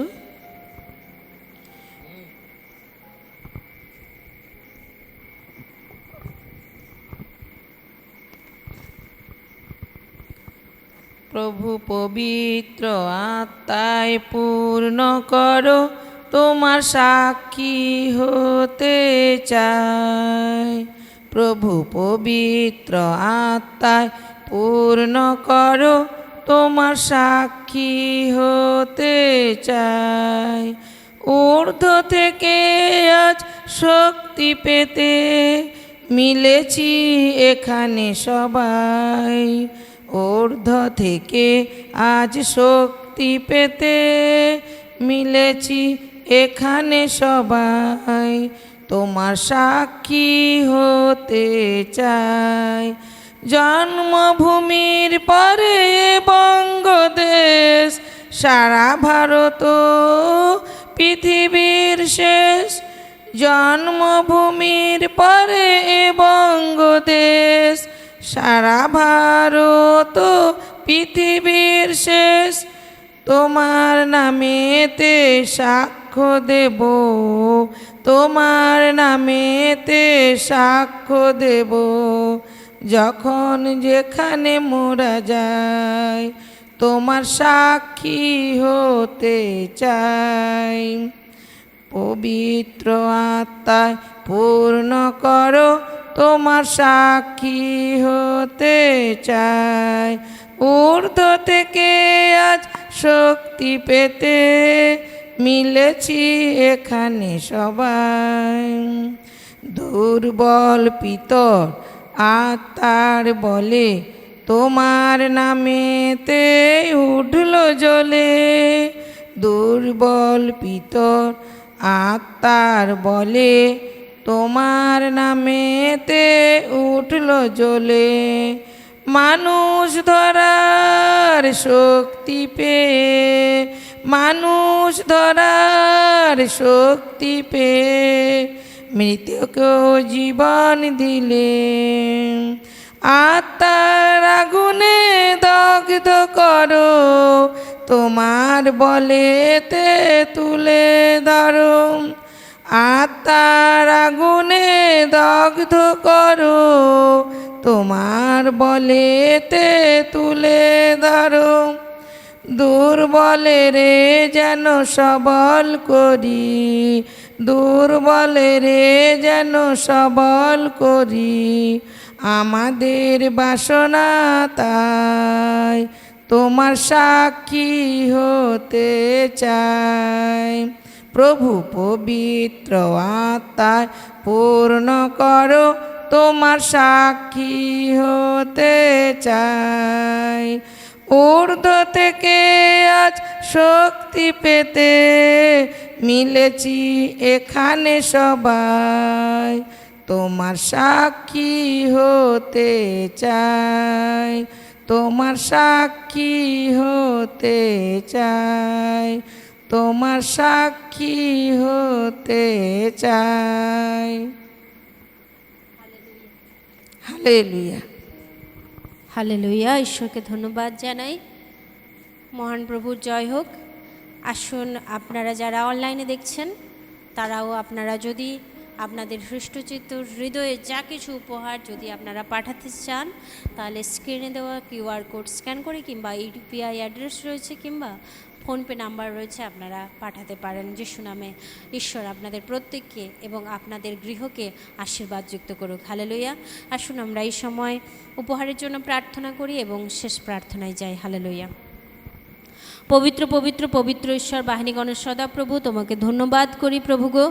আজকের এই সুন্দর সময়ে প্রভু তুমি আমাদেরকে আরও একটি বার তোমার চরণে আসতে সাহায্য করেছো, তার জন্য তোমাকে ধন্যবাদ করি প্রভু। তুমি রাজগণের রাজা, তুমি প্রভুগণের প্রভু, তুমি সর্বান্তকরণের জ্ঞাতকারী ঈশ্বর প্রভু, তুমি অন্তর্যামী। তোমাকে ধন্যবাদ করি প্রভু, যে উপহার আজকে তোমার চরণে আনা হলো পিতা, সেই উপহার যে আমরা আমাদের উপার্জনে এনেছি এমনটা নয় প্রভু। তুমি আমাদের উপার্জন করতে শক্তি দিয়েছিলে প্রভু, সেইখান থেকে তুমি দিয়েছিলে প্রভু, তার থেকে কিঞ্চিত আমরা তোমার দ্বারা এনেছি প্রভু। তুমি আশীর্বাদ করো, যারা দিল না উভয়কে তুমি আশীর্বাদ করো। যারা দিল তারা যেন আরও দেয় আর আরও তোমার কাছ থেকে যেন পেতে পারে, আর যারা দেয়নি তাদেরকে তুমি দিতে শেখাও, কারণ দেওয়ার মাধ্যমেও তুমি আশীর্বাদের কথা বলেছো। তাই তোমাকে ধন্যবাদ জানাই প্রভু। এটা এমনটা নয় যে তোমার প্রয়োজন, কিন্তু এটা তোমাকে সম্মান প্রদর্শন। তাই তোমাকে ধন্যবাদ করি যে উপহার প্রভু তোমার চরণে আনিত হলো, সেই উপহার যেন পিতা দিন দুঃখী বিধবা দরিদ্র অসহায়দের কাছে পৌঁছে যায় প্রভু। যিশু নামে তুমি আশীর্বাদ যুক্ত করো, তোমার রাজ্যের জন্য যেন ব্যয় হতে পারে প্রভু, তুমি সাহায্য করো। কারোর ব্যক্তিগত সুখের জন্য নয় প্রভু, তোমার ধার্মিকতা এবং তোমার রাজ্যের জন্য তোমাকে ধন্যবাদ জানাই প্রভু। এই সময় বিশেষ প্রার্থনা করতে চাই গ্রুপে যারা সেন্ট প্রেয়ার রিকোয়েস্ট গ্রুপে যারা দিন প্রতিদিন প্রার্থনা পাঠিয়েছে এবং ইভেন্ট পাঠাতে চলেছে প্রভু, তুমি তাদের প্রত্যেককে আশীর্বাদ যুক্ত করো। তাদের অসুস্থতা, তাদের সংকট, তাদের বিপদ আপদ সমস্ত কিছু থেকে তাদেরকে তুমি মুক্ত রাখো প্রভু গো। যে শাসক দল শাসন করছে সেই শাসক দলের জন্য বিশেষ প্রার্থনা করি প্রভু, তাদেরকে তুমি চেতনা দাও, জ্ঞান বুদ্ধি দাও প্রপারভাবে। স্থানে স্থানে যে ছোট্ট ছোট্ট শিশু মেয়েদের ওপরে যে অত্যাচার যা কিছু হচ্ছে প্রভু, তুমি সেই সমস্ত কিছুর ওপরে দৃষ্টি রেখেছো প্রভু, তুমি তা বন্ধ করো যিশু নামে।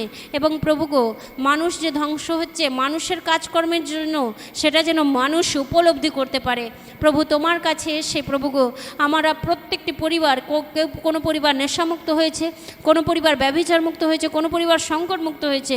এই বোধ, এই বুদ্ধি, এই চেতনা তুমি মানুষদেরকে দাও যারা অত্যাচার করছে, যারা তাড়না করছে, যে আগে আমরা যেমনটা ছিলাম তেমনটা নই, কেন নই সেই প্রশ্নের উত্তর যেন তারা খোঁজে।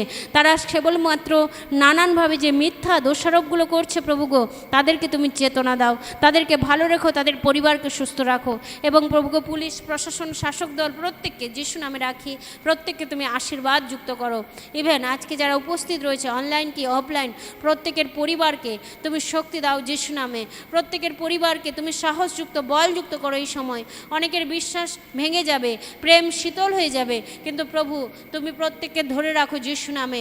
তুমি বাক্যে বলেছো যে তুমি হয় শীতল নয় হয় উষ্ণ হও, তা না হলে আমি তোমাকে বমির মতো থুতুর মতো করে ফেলে দেব প্রভু। আমরা যেন হয় শীতল না হয়, শীতলই যেন না হই, যেন উষ্ণ হই প্রভু গো। যিশু নামে তুমি আশীর্বাদ যুক্ত করো প্রভু গো। মণ্ডলীর নেতাদের প্রভু গো সবাইকে, ও প্রভু প্রাচীনদের, বৃদ্ধ বয়স্ক, তরুণ তরুণী, শিশুদের প্রত্যেককে তুমি আশীর্বাদ যুক্ত করো প্রভু। এই জায়গাকে তুমি আশীর্বাদ যুক্ত করো, প্রতিবেশীদেরকে আশীর্বাদ যুক্ত করো প্রভু গো। আমাদের সঙ্গে জুড়ে থাকা প্রত্যেকটি ব্যক্তি, প্রত্যেকের কর্মক্ষেত্রকে তুমি আশীর্বাদ যুক্ত করো যিশু নামে। তোমাকে ধন্যবাদ জানাই প্রভু। যারা এখনও কাজ পায়নি যিশু নামে তুমি তাদের কাজ জুগিয়ে দাও, কেননা তোমার সন্তানেরা সবাই পরিশ্রম করে খাক সেটা তুমি চাও প্রভু গো। এই পরিশ্রম করবার শক্তি ও প্রভু বল তুমি দাও প্রভু গো। যারা অসুস্থ আছে তাদেরকে তোমার ক্ষত সকল দ্বারা আরোগ্যতা দাও পিতা যিশু নামে। ধন্যবাদ করি প্রভু, আজকে যা কিছু হলো সমস্ত কিছুর মধ্যে দিয়ে তুমি গৌরবান্বিত হও। তোমাকে ধন্যবাদ জানাই প্রভু। এই সকল ধন্যবাদ, বিনতি, প্রার্থনা প্রভু যিশু তোমার পবিত্র অতি পবিত্র নামে পিতা ঈশ্বরের কাছে চাইলাম, আমেন। হালেলুয়া। আমরা প্রভুর শেখানো প্রার্থনা করি একসঙ্গে। হে আমাদের স্বর্গস্থ পিতা, তোমার নাম পবিত্র বলে মান্য হোক, তোমার রাজ্য আসুক, তোমার ইচ্ছা সিদ্ধ হোক, স্বর্গে যেমন পৃথিবীতে তেমনি হোক। আজ আমাদের প্রয়োজনীয় খাদ্য আমাদিগকে দাও, আমাদের অপরাধ সকল ক্ষমা করো যেমন আমরা আপন আপন অপরাধীদিগকে ক্ষমা করিয়াছি। পরীক্ষাতে আনিও না, কিন্তু মন্দ হইতে রক্ষা করো, কারণ রাজ্য, পরাক্রম, মহিমা যুগে যুগে তোমারই হোক, আমেন। আমরা আশীষ বচনকে রিসিভ করি। এখন পিতা ঈশ্বরের প্রেম, প্রভু যীশু খ্রিস্টের অপার অনুগ্রহ, পবিত্র আত্মার শান্তি, শক্তি, সহভাগিতা আজ থেকে খ্রিস্টের দ্বিতীয় আগমন পর্যন্ত প্রত্যেকটি বিশ্বাসের নিত্য নিত্য সহবর্তী হোক, আমেন। হালেলুয়া। সকলকে জয় যিশু। ঈশ্বর সকলকে যীশু খ্রিস্টের নামে আশীর্বাদ করুক, আমেন। জয় যিশু। প্রভুর বাক্য আমাদেরকে শিক্ষা দেয়, যখন আমরা প্রভুর কাছে আসব তখন কেউ যেন আমরা খালি হাতে না আসি। এবং পুরাতন নিয়মে মালাখী পুস্তক বলে যে আমরা নাকি ঠক এবং জোচ্চোর কিসের বিষয়ে? দান এবং দশমাংশের বিষয়ে। কিন্তু নতুন নিয়ম 2 করন্থীয় 9:7 পদে প্রভুর বাক্য বলে, প্রত্যেকজন হৃদয়ে যেরকম সংকল্প করে সেই রকমভাবে দান করুক, মনের দুঃখের সঙ্গে কিংবা দিতে হবে বলে এইভাবে দান না করুক, কারণ ঈশ্বর হৃষ্টচিত্ত দাতাকে ভালোবাসেন।